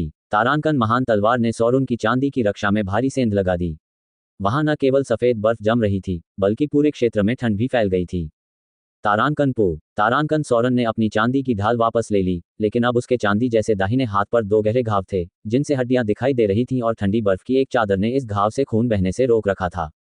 उसके शरीर में लगातार बर्फीली ठंडक फैल रही थी और सोरुन ये देखकर हतप्रभ रह गया कि उसका दाहिना हाथ पहले से ही सुन्न हो रहा था, जैसे कि उसमें सारी संवेदना खत्म हो गई हो और उसके शरीर की गतिविधियां भी सीमित होती जा रही थीं। मरना। लेलिन ने बिना किसी हिचकिचाहट के तलवार को सोरुन की गर्दन तक ले आया ताकि उसका सिर काट सके। नहीं। सोरन ने अपने बाएं हाथ की डंडी को हिलाते हुए चिल्लाया। उसका बायां हाथ अब चांदी जैसा हो गया था और उंगलियों के पोरों पर हल्का कालापन आ गया था और उसने लेलिन के पेट पर वार करने का लक्ष्य बनाया। अकादमी में सभी प्रशिक्षु जानते थे कि ट्रांसफिग्रेशन में सोरुन की उपलब्धियां अन्य समान शिष्यों से कहीं अधिक थीं और उसका दाहिना हाथ रूपांतरित होकर एक तेज अतुलनीय हत्या मशीन बन सकता था। हालांकि सभी अनुचरों को सोरुन ने धोखा दिया। उनका बायां हाथ ही असली तुरुप का इक्का था। वह न केवल अपने चांदी पंजे के हमले के लिए पशु रूपांतरण का उपयोग कर सकता था, बल्कि इसमें छाया और विषैला तत्व भी था जिसके लिए सोरुन ने बड़ी कीमत चुकाई थी। जब तक प्रतिद्वंद्वी की त्वचा पर जहर लगा रहेगा, तब तक एक आधिकारिक जादूगर भी परेशानी में पड़ जाएगा। मौत के कगार पर खड़े सोरुन ने बचने की थोड़ी सी उम्मीद के लिए लड़ाई का ऐसा तरीका अपनाया जिससे दोनों पक्षों को गंभीर चोटें लग सकती थीं। तारांकन पेंग। तारांकन। लेलिन के चेहरे पर गंभीरता थी क्योंकि वह उस तरह की तरह तीखे पंजे से अपने शरीर को खरोंच रहा था। उसी समय बर्फ की बड़ी तलवार ने निर्दयतापूर्वक वार किया और सोरुन का सिर उसकी गर्दन से अलग कर दिया। पेंग। तारांकन। सोरुन का सिर, चेहरे पर एक अप्रसन्न भाव लिए, हवा में कई मीटर दूर तक उड़ गया और अंततः जमीन पर गिर गया। उसकी दोनों आंखें पूरी तरह खुल गई थीं, वह उन्हें बंद नहीं कर पा रहा था। उसकी सिरविहीन लाश अभी भी लेलिन के सामने घुटनों के बल बैठी थी और उसमें से लगातार खून बह रहा था। लाश का बायां हाथ अभी भी बढ़ा हुआ था। यह उसका दुर्भाग्य था कि यह लेलिन के शरीर से कुछ इंच की दूरी पर ग्रे रंग के चमकदार कवच से अवरुद्ध था। फॉलन स्टार पेंडेंट की रक्षा के साथ मुझे अधिकांश अनुचरों के हमलों से डरने की जरूरत नहीं है। ग्रेट स्वॉर्ड की फ्रॉस्ट रून्स की वृद्धि के साथ मेरे नाइट की क्षमताओं के साथ यह अनुचरों के बीच शीर्ष शक्तियों में से एक है। लेलिन इस लड़ाई के परिणाम से बहुत संतुष्ट था। सोरुन केवल एक अनुचर था जो तोराश से थोड़ा कमहीन था। हालांकि जब लेलिन ने अपनी तकनीकों का इस्तेमाल किया तो वह पूरी तरह से पराजित होने से पहले कुछ राउंड भी नहीं टिक सका, यहां तक कि उसका सिर भी काट दिया गया। अब आपकी बारी है। लेलिन ने सौरन की लाश को दूर फेंक दिया और महिला गोरी अनुचर की ओर दौड़ा। ये पूरा हो गया। उसी समय महिला गोरी अनुचर ने गहरी सांस छोड़ी, मानो उसके कंधों पर कोई बहुत बड़ा बोझ हो। एक चमकीले लाल फूल ने अपनी पंखुड़ियां खोलीं और मुट्ठी के आकार का एक हरा पत्थर प्रकट हुआ। उसमें एक चमकदार चमक थी और उस पर एक गोरी महिला अनुचर का ताज़ा खून छिड़का हुआ था। वहां एक खंजर का टूटा हुआ हिस्सा भी पड़ा था, जो फर्श पर फेंका हुआ था। ये तीनों वस्तुएं एक त्रिकोणीय संरचना की तरह दिखती थीं, जिनके चारों ओर कई भूरे रंग के शक्ति चिन्ह थे। जैसे ही लेलिन ने तेजी से आगे बढ़ना शुरू किया, महिला गोरा अनुचर मुस्कुराया और लेलिन की ओर इशारा किया। रसातल से विशालकाय बंधनकारी स्प्राइट के मेम्फिस रोफमेजिनेंट के नाम से जिस व्यक्ति की ओर मैं इशारा करूंगी वह गति की सभी क्षमता खो देगा। तारांकन वेंग वेंग। तारांकन। त्रिकोणीय संरचना से प्रकाश चमकने लगा और लेलिन को अचानक एक विशाल बंधन शक्ति का एहसास हुआ, जिसने उसे जकड़ लिया, जिससे वह वहीं जड़वत हो गया। ऐसा मंत्र, एक मानव अनुकूलित मंत्र। लेलिन लगातार छटपटा रहा था और शून्य से बेड़ियों की आवाजें आ रही थीं। अब आपके पास और अधिक प्रतिरोध करने का कोई कारण नहीं है। ये विशाल बंधन रसातल स्प्राइट की जंजीरें हैं। चाहे आप उनमें से कितने भी तोड़ दें, शेष मात्रा न केवल पुनः उगाएगी, बल्कि बांधने की शक्ति भी दोगुनी हो जाएगी। जैसे ही महिला अनुचर ने बात की, लेलिन को लगा कि जंजीर उसके शरीर के चारों ओर कसती जा रही है। तारांकन ची। तारांकन। गिरे हुए तारे के पेंडेंट से निकलने वाली चांदी की चमक लगातार शून्य से आने वाली शक्ति से टकराती रहती थी, जिससे समय समय पर सफेद धुंध उत्पन्न होती थी। हे नीच कीड़े, बेशर्म हत्यारे, तूने हमारी 2 महान अकादमियों के अनुयायियों को मारने का साहस किया है, इसलिए मैं तेरे पापों के प्रायश्चित के लिए तुझे मृत्यु दूंगा। महिला अनुचर के चेहरे पर बदले की भावना और आत्मसंतुष्टि की झलक दिखाई दे रही थी। उसके चेहरे की मांसपेशियां विकृत हो गईं, जिससे उसका सुंदर चेहरा अत्यंत घृणित हो गया। तुमने सौरन को मारने का साहस किया, मैं तुम्हें खून की कीमत चुकाने पर मजबूर करूंगा। महिला अनुचर ने लेलिन की ओर इशारा करते हुए कहा, शक्ति का अभाव। जैसे ही वह बोल रही थी, लेलिन को अपने शरीर की ताकत कम होती हुई महसूस हुई। एक क्षण में ऐसा लगा जैसे वह शूरवीर से एक सामान्य मानव शिशु में बदल गया हो। यह एहसास, क्या मैं श्रापित हूं? लेलिन लगातार संघर्ष कर रहा था। इतना तुच्छ अभिशाप, यह मुझे अपना सिर कैसे झुकाने पर मजबूर कर सकता है? ये सब खत्म हो गया है। महिला अनुचर ने मंत्रोच्चार किया, अथाह गर्त की ज्वाला, इस पापी को राख में बदल दो। जैसे ही बायरन भाषा का मंत्र बोला गया, लेलिन के शरीर के नीचे से अचानक एक काली आग भड़क उठी। ज्वाला लगातार फैलती गई और एक पल में लेलिन के पूरे शरीर को अपनी चपेट में ले लिया। तारांकन पेंग। तारांकन। लेलिन के हाथों में बंधी बर्फीली तलवार फर्श पर गिर गई। बर्फ के टुकड़े टूटकर कई टुकड़ों में बंट गए। अंततः क्रॉस ब्लेड का परिष्कृत धातु ब्लेड भी काली लाल लपटों के नीचे पिघल गया और तरल धातु के एक पोखर में बदल गया। तारांकन चीची। तारांकन। लेलिन के शरीर पर मौजूद ग्रे कवच जवाब देने लगा और एआई चिप ने लेलिन की आंखों के सामने अपनी चेतावनी चमकाई। चेतावनी। चेतावनी। गिरते हुए तारे के पेंडेंट से ऊर्जा तेजी से कम हो रही है। फिलहाल शेष बचा है 45%। अनुमान है कि 34 सेकंड में यह पूरी तरह समाप्त हो जाएगा। इसे अनदेखा करें और गिरे हुए स्टार पेंडेंट के भीतर की सारी ऊर्जा को एक बार में ही मुक्त कर दें। लेलिन ने आदेश दिया। Wing wing. उस क्षण में चांदी ग्रे प्रकाश ने अपनी चमक 1 दर्जन गुना बढ़ा दी। उसकी पीठ के पीछे एक अस्पष्ट विशाल क्रॉस प्रेत था। प्रेत क्रॉस के ऊपरी क्षेत्र पर कुछ रत्नों से लगातार बहुरंगी रोशनी निकल रही थी, जिससे ऊर्जा की एक लहर लेलिन के अंगों तक फैल रही थी।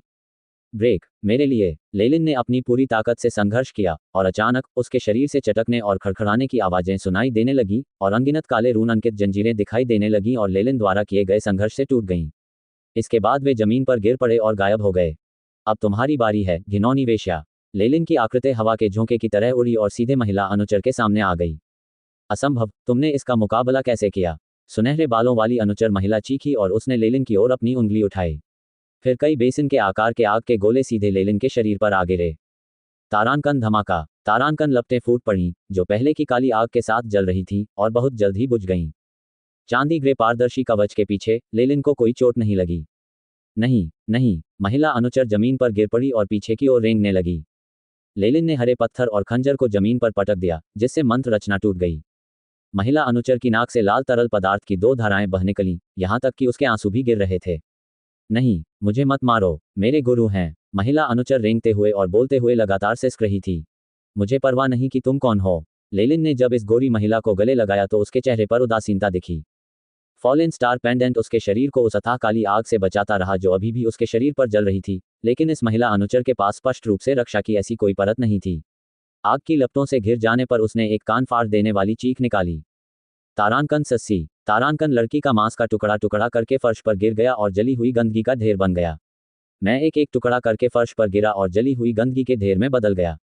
अंततः मूलतः सुंदर महिला अनुचर रक्त लाल कंकाल में बदल गई। इसके अलावा हड्डियां धीरे धीरे पिघलकर एक सफेद तरल में बदल गईं जो फर्श पर टपकने लगी।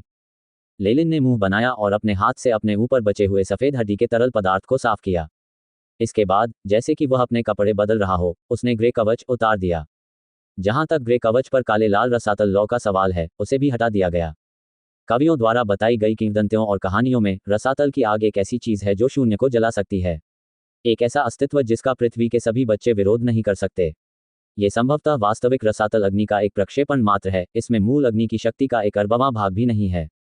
यदि ऐसा न होता तो मैं बहुत पहले ही राख में बदल चुका होता। लेलिन ने कुछ देर सोचा, फिर मूल स्थान पर लौट आया।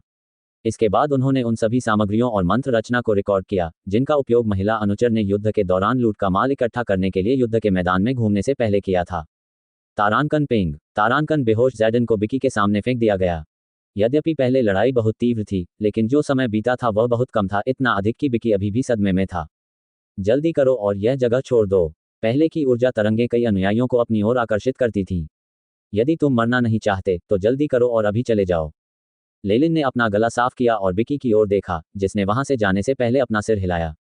लेलिन की पीठ की ओर देखते हुए बिक्की की अभिव्यक्ति अत्यंत जटिल थी। ये व्यक्ति उसे बचाने के लिए यहां आया था। इसके अलावा उसके पास जो ताकत थी वह उससे कहीं अधिक थी, जिसकी बिकी कल्पना भी नहीं कर सकती थी। लाइटनिंग विल्डर, सिल्वर क्लॉ, ये सभी विरोधी अकादमियों के प्रभावशाली और उल्लेखनीय अनुयायी थे।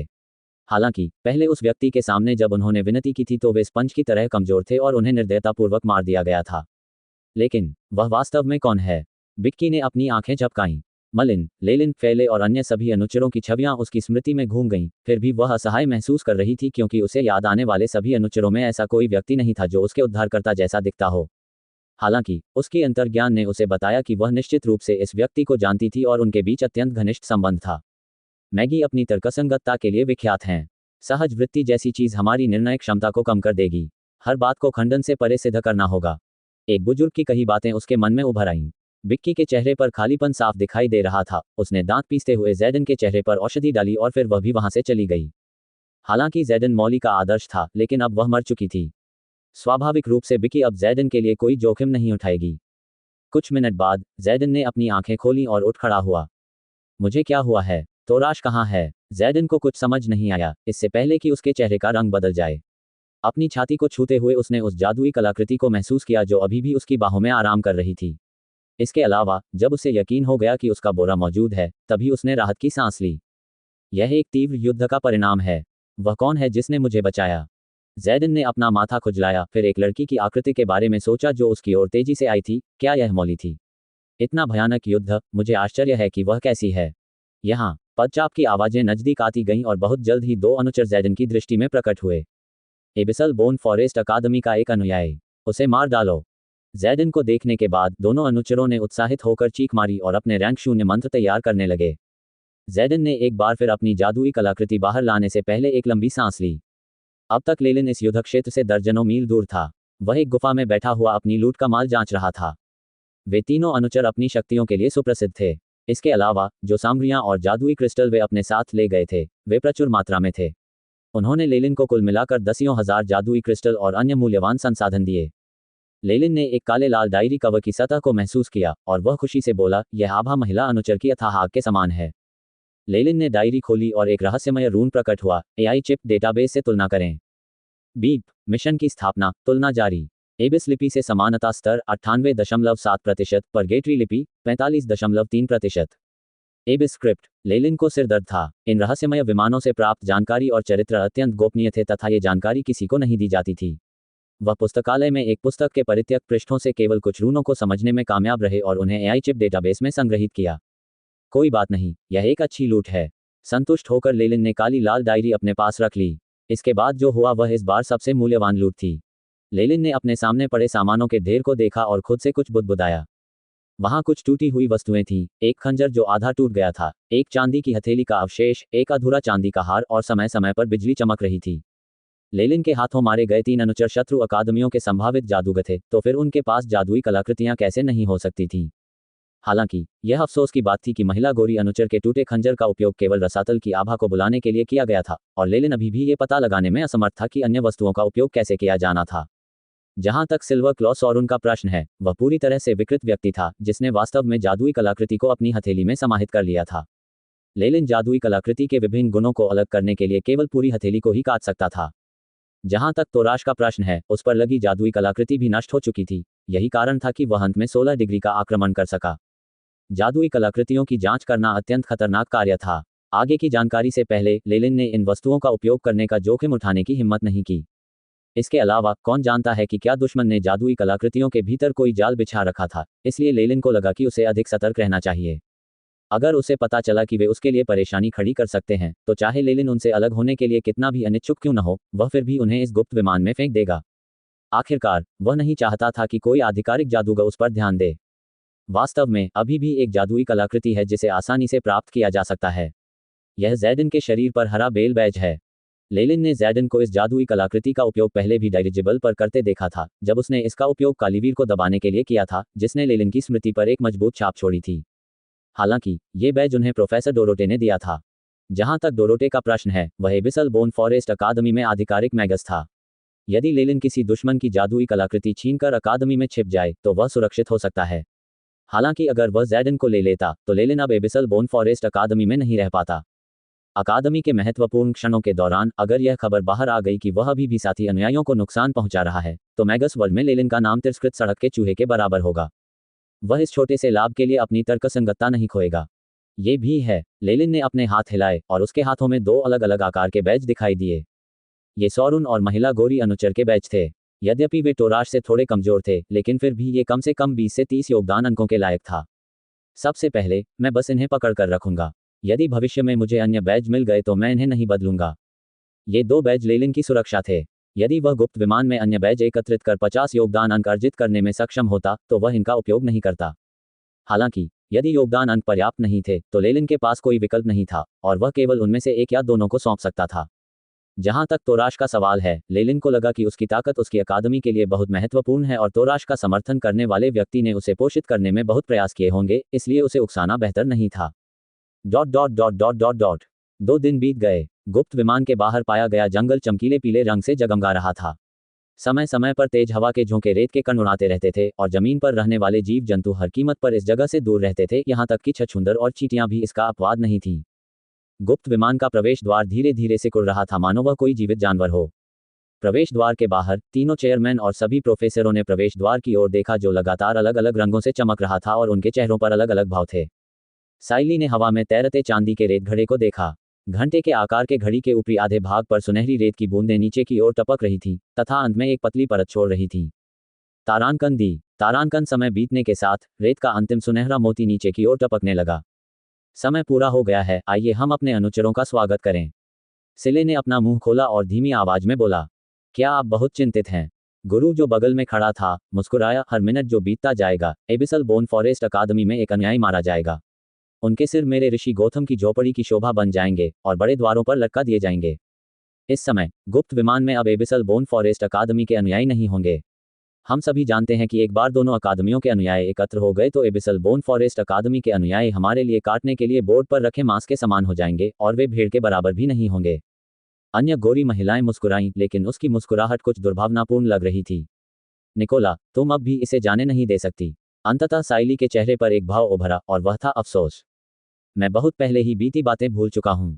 महिला गोरी महिला निकोला ने एक ठंडी अभिव्यक्ति के साथ कहा, आप पहले की घटनाओं का बदला ले सकते हैं, लेकिन एक बार जब आप इस अकादमी को नष्ट करने पर तुले हैं, जिसमें मैंने एक प्रोफेसर के रूप में सफलता प्राप्त की है, तो आप मेरे शाश्वत अभिशाप बन जाएंगे। साइली का चेहरा भी धीरे धीरे कठोर हो गया। हा हा हा हा, तुम अब भी पहले की तरह अहंकारी हो, ये सोचते हुए कि तुम किसी उपन्यास के मुख्य पात्र हो जिसके इर्द गिर्द पृथ्वी अनंत काल तक घूमती रहेगी। हालांकि ऐसी अभिव्यक्ति से मुझे उल्टी आने लगती है। गोरी औरत ने ऐसा कहा जैसे उसकी आंखों से आग की लपटें निकल रही हों। मैं तुम्हारे जीवन के काम को नष्ट करना चाहता हूँ, एबिसल बोन फॉरेस्ट अकादमी को नष्ट करना चाहता हूँ, भले ही रात का लाइट हाउस मध्यस्थता कर रहा हो। इस बार, अगली बार भी है। पर्याप्त। बगल में खड़े गुरु ने निकोला को टोका। पहले तो तुमने मुझे और साइली को लड़ने से रोका था, लेकिन अब तुम इसे बर्दाश्त क्यों नहीं कर सकते? मैंने तुम्हें इसलिए रोका क्योंकि मैं खुद कार्रवाई करना चाहता था। निकोला का उन्मादी रूप और भी प्रबल हो गया।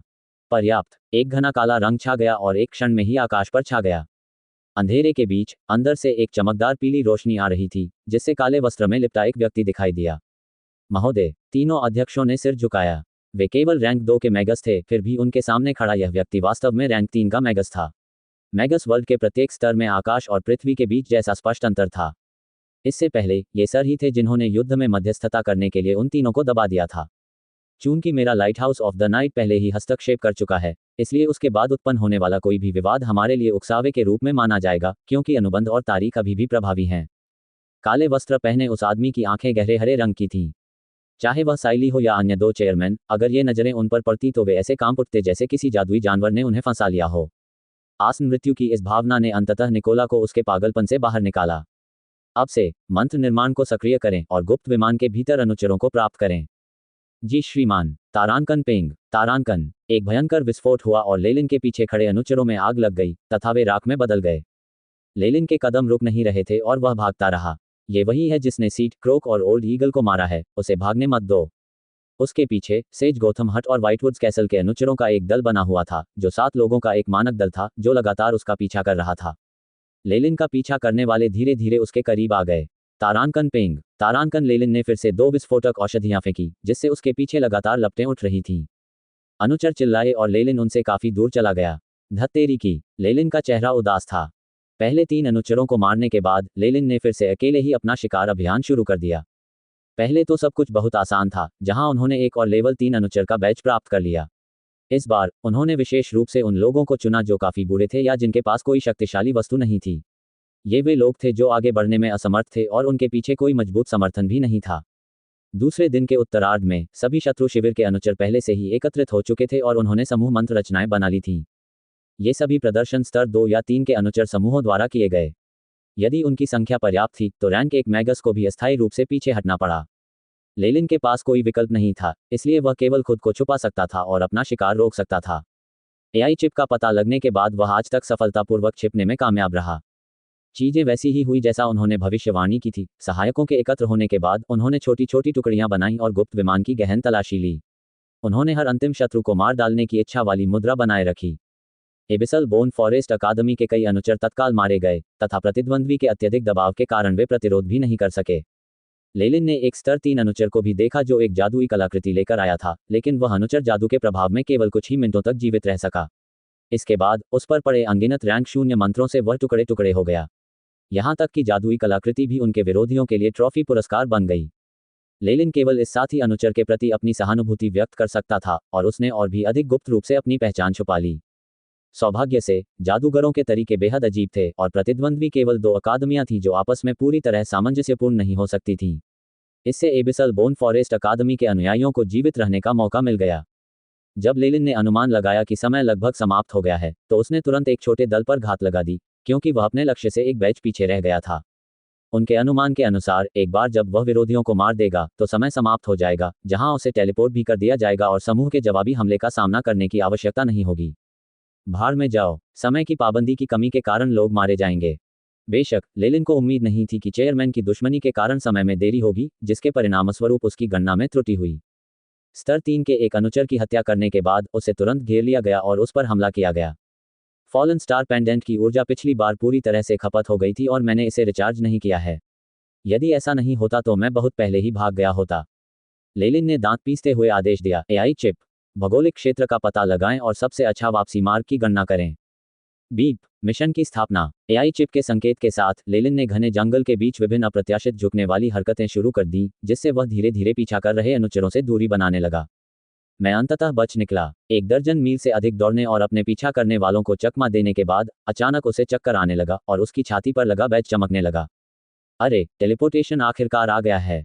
लेलिन की छाती पर लगे बैज से फ्लोरोसेंट रोशनी निकल रही थी। इसके बाद लेलिन का पूरा शरीर इस प्रकाश की एक परत से घिर गया और वह जमीन से ऊपर उठ गया तथा वह अनायास ही आकाश की ओर उठने लगा। प्रकाश के बुलबुले के भीतर दूर दूर तक तैरते हुए लेलिन ने दूर दूर के क्षेत्रों में अन्य अनुयायियों को भी उसी तरह तैरते हुए देखा। वे आकाश में बिखरे तारों की तरह लग रहे थे। ये सचमुच एक सुंदर दृश्य है। लेलिन प्रशंसा में आहें भरने से खुद को रोक नहीं सका। उनका हाथ एक बिल्ले पर पड़ा और उसे पकड़ते हुए उन्होंने कहा, इस बिल्ले से कोई बल महसूस नहीं होता। ऐसा लगता है कि बिल्ले का खिंचाव बल केवल उन अनुचरों पर काम करता है जो अभी जीवित हैं। अगर ऐसा है तो। लेलिन ने अपने हाथ हिलाए और 2 बैज जो कि लेवल 3 के 2 अनुचरों के थे, प्रकाश बुलबुले से बाहर फेंक दिए गए। ये दोनों बैज एक समय में सिल्वर क्लॉ सॉरुन और महिला गोरी अनुचर के थे। चूंकि लेलिन ने पहले ही पर्याप्त बैज एकत्र कर लिए थे, इसलिए वह अब इन दोनों को अपने पास नहीं रखेगा। ये चीज मेरे पास भी है। लेलिन ने कहा। उसने एक लोहे की चेन निकाली जिसमें विद्युत प्रवाह था और उसे भी फेंक दिया। इस नष्ट जादुई कलाकृति पर एआई चिप द्वारा गहन जांच के बाद पता चला कि इसके अंदर एक छिपी हुई आध्यात्मिक शक्ति थी जो स्पंदित हो रही थी। ऐसा लग रहा था कि इस शक्ति में ट्रैकिंग क्षमता थी। यदि लेलिन यह वस्तु अपने साथ ले आता तो दुश्मन अकादमी के प्रोफेसरों को तुरंत पता चल जाता कि उसने ही तो राज को मारा है। जहां तक अनुचरों से ली गई अन्य वस्तुओं का प्रश्न है, आधा खंजर और टूटी हुई हथेली, यदि वह उन्हें अपने साथ वापस ले आता तो कोई समस्या नहीं होती। उन्हें सावधानीपूर्वक उसके झोले में रख दिया गया। अंतिम प्रक्रिया। लेलिन ने दिल खोलकर मुस्कुराया और शैपशिफ्टिंग मंत्र को हटा दिया। जैसे जैसे उसकी लंबाई बढ़ती गई, उसके चेहरे की मांसपेशियां विकृत होती गईं। बहुत जल्द ही लेलिन अपनी मूल स्थिति में आ गया। मैं इस छद्मवेश में गुप्त विमान के अंदर अभिनय कर रहा हूं, जहां किसी ने मेरा असली रूप नहीं देखा है। मुझे डर है कि मेरे बाहर निकलने के बाद दुश्मन अकादमी किसी ऐसे अनुयायी की खोज में लग जाएगी जो अस्तित्व में ही नहीं है।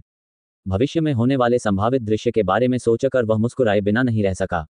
अभी मैं लेलिन फोलिया हूं, एक साधारण पोषण रिंग अनुयायी। Dot dot dot dot dot dot. चमकदार इंद्रधनुषी रंग के निकास द्वार को देखकर लेलिन की मुस्कान और भी अधिक चौड़ी हो गई। काफी प्रयास के बाद लेलिन ने अचानक आए चक्कर को दबाने में कामयाबी हासिल की और उल्टी नहीं हुई। विमानों को पार करने की भावना बहुत अच्छी नहीं है। जल्दी करो और आगे बढ़ो, रास्ता मत रोको। लेलिन के कान के पास एक ठंडी आवाज सुनाई दी।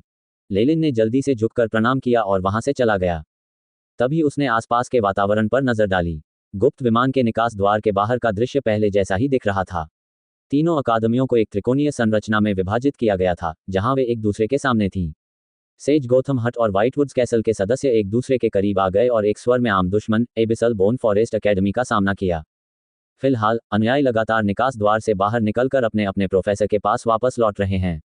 वो व्यक्ति कौन है? लेलिन ने 3 चेयरमैनों के आगे एक काले वस्त्र पहने आदमी को देखा। वह उस व्यक्ति की पहचान का अनुमान लगाने से खुद को नहीं रोक सका।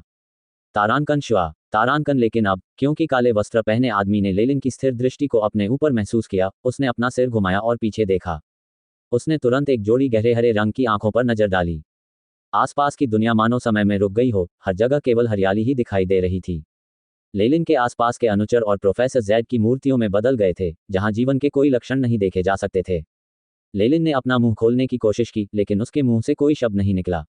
लेलिन, लेलिन, लेलिन। आसपास की मूर्तियों ने अचानक अपना मुंह खोल दिया और लेलिन का नाम जपने लगीं। क्या हो रहा है? लेलिन अपने दिल में दहाड़ा, लेकिन एक भी शब्द नहीं बोल सका।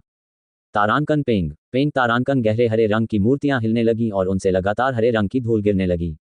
उनकी आंखें लाल हो गई थीं, मानो उनकी कोठरियों में माणिक जड़ दिए गए हों। Dot dot dot dot dot dot. अनगिनत हरे रंग की मूर्तियां लेलिन के चारों ओर घिर गईं और उसे डुबोने लगीं। लेलिन को अचानक होश आया और वह जोर जोर से सांस लेने लगा। पहले क्या हुआ था? आसपास के अनुचर अब ठीक लग रहे थे, फिर भी लेलिन ने उन अध्यक्षों की ओर देखने की हिम्मत नहीं की। आराम करो, बेटा। औषधीय सुगंध वाले 2 हाथों ने लेलिन के सिर को ढक लिया, जिससे एक सफेद चमकदार रोशनी निकल रही थी। Professor craft. लेलिन ने गहरा प्रणाम किया। सफेद रोशनी में उसे बहुत अच्छा महसूस हुआ। क्या तुमने ही मुझे बचाया? मैंने तुम्हें वास्तव में बचाया नहीं, केवल एक छोटा सा उपकार किया है। प्रोफेसर क्रॉफ्ट मुस्कुराए और लेलिन को वापस अकादमी के सभा क्षेत्र की ओर ले गए। आधिकारिक मैगी के चारों ओर हमेशा एक रक्षात्मक बल क्षेत्र होता है। इसके अलावा इनमें से अधिकांश तुरंत सक्रिय हो जाते हैं या उनका प्रभाव स्थायी होता है। जहां तक उच्च रैंकिंग वाले मैगी का प्रश्न है, तो उनके चारों ओर हर समय एक अधिक शक्तिशाली बल क्षेत्र रहता है। एक साधारण अनुचर तो उनके करीब भी नहीं पहुंच सकता। क्रॉफ्ट ने लेलिन को समझाया। अभी रात के प्रकाश स्तंभ से आए उस जादूगर ने यह जानबूझकर नहीं किया था, उसने बस इस तरफ देखा और तुरंत ही कई प्रशिक्षु भ्रम में फंस गए। अगर यहाँ प्रोफेसर न होते तो मैं। उद्धरण चिन्ह। क्रॉफ्ट की अभिव्यक्ति धीरे धीरे सख्त हो गई। लेलिन, इससे पहले कि आप एक आधिकारिक मैगस बन जाएं, किसी भी उच्च रैंकिंग वाले मैगस से दूर रहना याद रखें। यदि नहीं, तो मैं आपके अंत की कल्पना भी नहीं कर पाऊंगा। मैं इसे अपने दिमाग में रखूंगा। लेलिन के चेहरे पर अत्यंत गंभीरता थी और उसने अपना सिर हिलाया। केवल एक हल्की सी नज़र ने लेलिन की जान ले ली थी, जिससे उसके मन में डर बना हुआ था। इसके अलावा इसने खाद्य श्रृंखला में ऊपर चढ़ने के उनके दृढ़ संकल्प को भी दृढ़ कर दिया था। मैं नहीं चाहता कि भविष्य में मेरी आत्मा तुरंत टूट जाए, सिर्फ इसलिए कि भविष्य में कोई उच्च पदस्थ जादूगर मेरे रास्ते में आ जाए। ये वास्तव में एक शिकायत होगी। यद्यपि उच्च रैंकिंग वाले मैगस अपने बल क्षेत्रों पर संयम बरत सकते थे, लेकिन इसका मतलब ये होगा कि वे अपना नर्म पक्ष दिखा रहे थे। लेलिन कल्पना भी नहीं कर सकता था कि कोई उसके लिए ऐसा कर सकता है। अब ठीक है, स्वागत है बेटा। लेलिन को ठीक करने के बाद क्रॉफ्ट ने एक गंभीर मुस्कान प्रकट की। आपसे दोबारा मिल पाना सचमुच बहुत बढ़िया है। लेलिन भी मुस्कुराया और अपने प्रोफेसर को गले लगा लिया। इस समय तभी उनके पास अपनी अकादमी में हुई क्षति को देखने का समय था। अन्य 2 अकादमियों के साथ मिलकर काम करने के कारण एबिसल बोन फॉरेस्ट अकादमी के बड़ी संख्या में अनुयायी पहले ही युद्ध में मारे जा चुके थे। अभी ऐसा प्रतीत होता है कि एबिसल बोन फॉरेस्ट अकादमी को और भी अधिक गंभीर क्षति हुई है। इस समय प्रोफेसरों के पीछे केवल कुछ बिखरे हुए अनुयायी खड़े थे। उनमें से अधिकांश के चेहरे पर चोट के निशान थे और वे उदास थे। लेलिन, उसके कानों में एक सुखद आश्चर्य भरी आवाज गूंजी। बिक्की। लेलिन ने गर्मजोशी से मुस्कुराया और सुडौल और सुंदर बिक्की को गले लगा लिया। बहुत अच्छा, मुझे अब भी तुम पर विश्वास था। बिक्की की आंखों में आंसू भर आए। ऐसा लग रहा था कि वह लेलिन के बारे में चिंतित थी, लेकिन वह नहीं जानती थी कि यह वही रहस्यमय आदमी है जिसने पहले उसे बचाया था। लेलिन ने बिक्की पर एक बार फिर से नजर डाली और उसे आश्चर्य हुआ क्योंकि उसे वास्तव में कोई चोट नहीं लगी थी, केवल उसकी मानसिक स्थिति अच्छी नहीं लग रही थी। वह यह महसूस करने से खुद को नहीं रोक सका कि भले ही वह एबिसल बोन फॉरेस्ट अकादमी का स्तर 3 का अनुयायी था, लेकिन अपने शत्रुओं के भारी दबाव के कारण वह अपने जीवन की रक्षा करने में सक्षम नहीं हो सका। लेलिन की घबराहट देखकर बिक्की ने अपने आप ही कहा, मैं अंदर जाते ही मौली से मिली। इसके अलावा मेरी मुलाकात एक अत्यंत शक्तिशाली शत्रु अनुचर से हुई, लेकिन एक अजनबी ने मुझे बचा लिया। उसके बाद मेरी मुलाकात फैले से हुई और उन्होंने ही मुझे अपने साथ रखा, इसलिए मैं अब तक जीवित रह सकी। बिक्की ने एक प्रोफेसर के पीछे खड़े एक अनुचर की ओर इशारा किया। लेलिन ने देखा, और यह वास्तव में फैले ही था जिसे उसने पहले देखा था। 3 वर्षों के बाद वह और भी अधिक परिपक्व लगने लगे तथा उनमें और भी अधिक करिश्मा आ गया। तीसरे स्तर के एक अनुचर की सुरक्षा और थोड़े भाग्य के कारण यह संभव था कि वह बच जाती। लेलिन ने अपना सिर हिलाया और आगे कुछ नहीं पूछा। बिक्की के साथ कुछ वाक्यों का आदान प्रदान करने के बाद लेलिन ने गुप्त विमान के निकास की ओर देखा। उनमें से अधिकांश शत्रु पक्ष के अनुयायी थे, जबकि एबिसल बोन फॉरेस्ट अकादमी के बहुत कम अनुयायी बाहर निकले। लेलिन ने मन ही मन आह भरी, ऐसा लगता है कि इस बार एबिसल बोन फॉरेस्ट अकादमी को बहुत बड़ा नुकसान हुआ है। मुझे डर है कि एक समय ऐसा आएगा जब एबिसल बोन फॉरेस्ट अकादमी में अनुचरों की तुलना में प्रोफेसरों की संख्या अधिक हो जाएगी। तारानकन पेंग। तारानकन। इसी समय एक अन्य अनुचर निकास द्वार से बाहर आया। यह अनुचर एबिसल बोन फॉरेस्ट अकादमी की ग्रे पोशाक पहनता था तथा उसमें कई छेद थे। उसके शरीर पर चोटें लगी हुई थीं और खून के निशान भी थे। इसके अलावा एक हाथ भी गायब था। यह ज़ैडन है। लेलिन की पुतलियां सिकुड़ गईं। जादूगरों के लिए अंक का खो जाना कोई बड़ी बात नहीं थी। ऐसे कई रहस्यमयी मंत्र थे जिनसे उनके अंक पुनः विकसित हो सकते थे। ज़ैडन ने खुद को संभाला और कई कदम आगे बढ़ा। एबिसल बोन फॉरेस्ट अकादमी के अपने प्रोफेसर को देखकर वह मुस्कुराया और तुरंत बेहोश हो गया। तारानकन शुआ। तारानकन। एक सफ़ेद आकृति तुरंत ज़ैडन के सामने आए और उसे पकड़ लिया। सफ़ेद चमक बंद होने के बाद लेलिन ने अंदर मैगस की उपस्थिति देखी। यह एक कंकाल था जिसकी आंखों में अंडरवर्ल्ड की ज्वाला थी। प्रोफेसर डोरोटे। लेलिन ने हड्डियों के इस समूह का नाम पुकारा। इससे पहले ये डोरोटे ही थी जिसने लेलिन को एबिसल बोन फॉरेस्ट अकादमी में पहुंचाया था। इसके अलावा वह ज़ैडन के गुरु थे और उन्होंने ज़ैडन को एक जादुई कलाकृति भी दी थी। ऐसा लग रहा था जैसे वह ज़ैडन से बहुत ज़्यादा प्यार करता था। ठीक है, मेरे पता लगाने के बाद गुप्त विमान के अंदर कोई भी जीवित अनुचर नहीं बचा। निकास मार्ग सील कर दो। तीनों अध्यक्षों के सामने खड़ी काली पोशाक पहने आकृति बोल रही थी। जैसे ही उन्होंने बात की, दोनों खेमों में गहरी खामोशी छा गई और फिर बड़बड़ाहट और आहें भरने की आवाजें लगातार जारी रहीं। नहीं, मेरा टोराश कहाँ है? वह निश्चित रूप से अभी भी अंदर है। सिल्वर क्लॉ सॉरुन, जल्दी करो और बाहर आओ। वह एक प्रतिभाशाली अनुयायी है। एबिसल बोन फॉरेस्ट अकादमी उसे कैसे हरा सकती है? Dot dot dot dot dot dot. Morpheus, Morpheus, तुम कहाँ हो? दुश्मन के शिविर से लगातार चीखें सुनाई दे रही थीं। और ऐसा लग रहा था कि एबिसल बोन फॉरेस्ट अकादमी की पार्टी को पहले से ही इसकी उम्मीद थी। यद्यपि मृत अनुचरों की संख्या बहुत अधिक थी, लेकिन सभी प्रोफेसरों की प्रतिक्रिया लेलिन की अपेक्षा से बहुत कम थी। यहाँ तक कि पोषण बनाने की प्रतिभा वाले मलिन के लिए भी उसके जिम्मेदार प्रोफेसर क्रॉफ्ट को उसकी मौत की खबर मिलने पर केवल एक हल्की निराशाजनक सांस ही मिली। तोराश, तोराश, मैंने उसके शरीर पर आध्यात्मिक शक्ति के निर्देशांक छोड़े हैं। वह हमारे बीच यहीं उपस्थित होना चाहिए। विपरीत दिशा में एक नीली दाढ़ी वाला बूढ़ा व्यक्ति पागलों की तरह चिल्लाया, जिसके बाद उसने एक मंत्र पढ़ा। तारानकन टकराना। तारानकन। प्रकाश की एक चमकदार नीली किरण ज़ैडन के ऊपर तैरती हुई आई, जो बेहोश हो गया था। इस प्रकाश में एक अनुचर का अस्पष्ट बिल्ला देखा जा सकता था। आह नहीं, मेरा तोराश, मैं तुम्हें मार डालूंगा। नीली दाढ़ी वाले बूढ़े व्यक्ति के चेहरे पर अभिव्यक्ति विकृत हो गई, क्योंकि उसके ऊपर हवा में एक बड़ा तूफान दिखाई दे रहा था। तोराश की शक्ति इसकी तुलना में बिल्कुल बकवास है। लेलिन ने सांस फूलने की आवाज सुनी और अचानक उसे बहुत भाग्यशाली महसूस हुआ। गुप्त विमान के अंदर खून खराबे की जिम्मेदारी खुद लेनी होगी। क्या आप समझौते का उल्लंघन करना चाहते हैं? भारी तूफान के बीच डोरोटे अपनी पीठ पर कई हल्के चांदी जैसे जानवरों के पंजे के साथ खड़ा था। पर्याप्त। तीनों अध्यक्षों के सामने खड़ी काली पोशाक पहने आकृति बोल रही थी और एक विशाल गहरे हरे रंग का हाथ आकाश की ओर उठा रहा था। तारानकन विंग विंग। तारानकन विशाल हाथ द्वारा प्रचंड बिजली को तुरंत तितर बितर कर दिया गया। मैंने पहले भी कहा है कि समझौते का पालन करें, काले वस्त्र पहने व्यक्ति ने गुर्राहट के साथ कहा। उसी समय नीली दाढ़ी वाले बूढ़े ने मुंह में बहुत सारा खून उगल दिया। क्रोध तुरंत भय में बदल गया और वह घुटनों के बल बैठ गया। श्रीमान, कृपया अपनी उदारता से उस बूढ़े व्यक्ति को क्षमा कर दीजिए जिसने अभी अभी अपने भतीजे को खोया है। केवल इस बार, यदि नहीं तो मैं तुम्हारी आत्मा को निकाल लूंगा और उसे 10,000 वर्षों तक रसातल में भूनूंगा। काले वस्त्र पहने व्यक्ति ने फिर से बात की। नीली दाढ़ी वाला वह बूढ़ा आदमी जैडन को बुरी नज़र से देखने से पहले अपनी अकादमी के शिविर में वापस चला गया। जैडन को मारने की इस नफरत और दृढ़ संकल्प ने डोरोटे को सिरदर्द दे दिया। कंकालनुमा आकृति से चटचटाहट और खड़खड़ाहट की आवाजें सुनी जा सकती थीं। हालांकि इस बार कुछ नहीं हुआ है, लेकिन जैडन का ब्लू बियर्ड द्वारा निश्चित रूप से पीछा किया जाएगा जब तक कि वह अकादमी के अंदर छिपा नहीं रहता। लेलिन की आंखें ठंडी हो गईं। इससे पहले एआई चिप ने मंत्रों से ऊर्जा तरंगों के कई निशान उठाए थे। जाहिर है, यह उस दुश्मन की तलाश थी जिसने उनके प्रतिभाशाली अनुयायी को मार डाला था। यदि लेलिन अभी भी उन वस्तुओं को रखता है जिन पर उनके निशान थे, तो उसका परिणाम अब जैडन जैसा ही होगा। जिन प्रोफेसरों के निजी प्रशिक्षुओं या उत्तराधिकारियों की हत्या दूसरे पक्ष द्वारा की गई थी, जो उनका कट्टर दुश्मन भी था, उन्होंने कसम खाई थी कि वे हत्यारे को अपने खून से इसकी कीमत चुकाएंगे। जहां तक एबिसल बोन फॉरेस्ट अकादमी के हताहतों का सवाल है, उन पर विचार नहीं किया गया क्योंकि अन्य 2 अकादमियों को इससे कहीं अधिक नुकसान उठाना पड़ा था। यद्यपि वे रात्रि के प्रकाश स्तंभ के समझौते और सतर्कता से बंधे थे, लेकिन जहां तक मैगी का सवाल था, यदि उन्हें कीमत चुकानी पड़ी तो वे अप्रत्यक्ष रूप से अपना बदला लेने का रास्ता खोज सकते थे। उदाहरण के लिए, स्वयं कोई कार्रवाई न करना, बल्कि समझौते के बाहर मैगी को उनकी ओर से कार्रवाई करने का सुझाव देना। काला बाजार भी एक विचारणीय विकल्प था। देर रात लेलिन अपने विश्राम स्थल पर लौट आया और बिस्तर पर लेट गया। उसके हाथ में एक हल्के पीले रंग की टेस्ट ट्यूब थी जिससे वह खेलता रहा। टेस्ट ट्यूब हल्के पीले रंग के क्रिस्टल से बनी थी और इसका घनत्व बहुत अधिक था। उसे अपने हाथों में पकड़ते ही उसे भारीपन का एहसास हुआ। ये क्रिस्टल एक बहुमूल्य घटक नाइट्रोजन क्रिस्टल से बनाए गए थे।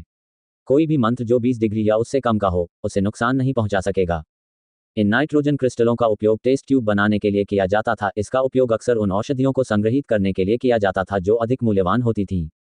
पुराने ग्रंथों के अनुसार नाइट्रोजन क्रिस्टल से बने टेस्ट ट्यूब में मौजूद सामग्री 1000 साल बाद भी सुरक्षित रहती है। हल्के पीले रंग की टेस्ट ट्यूब के भीतर पारदर्शी तरल की एक गेंद थी। लेलिन ने लापरवाही से टेस्ट ट्यूब को घुमाया। प्रकाश के अपवर्तन के कारण अंदर का तरल पदार्थ लगातार घूमता हुआ इंद्रधनुषी रंग की चमक दे रहा था, जो देखने में बहुत सुंदर लग रहा था। यह मिथकों का ग्राइंड वाटर है जो अनुयायियों को आधिकारिक जादूगर बनने में मदद कर सकता है।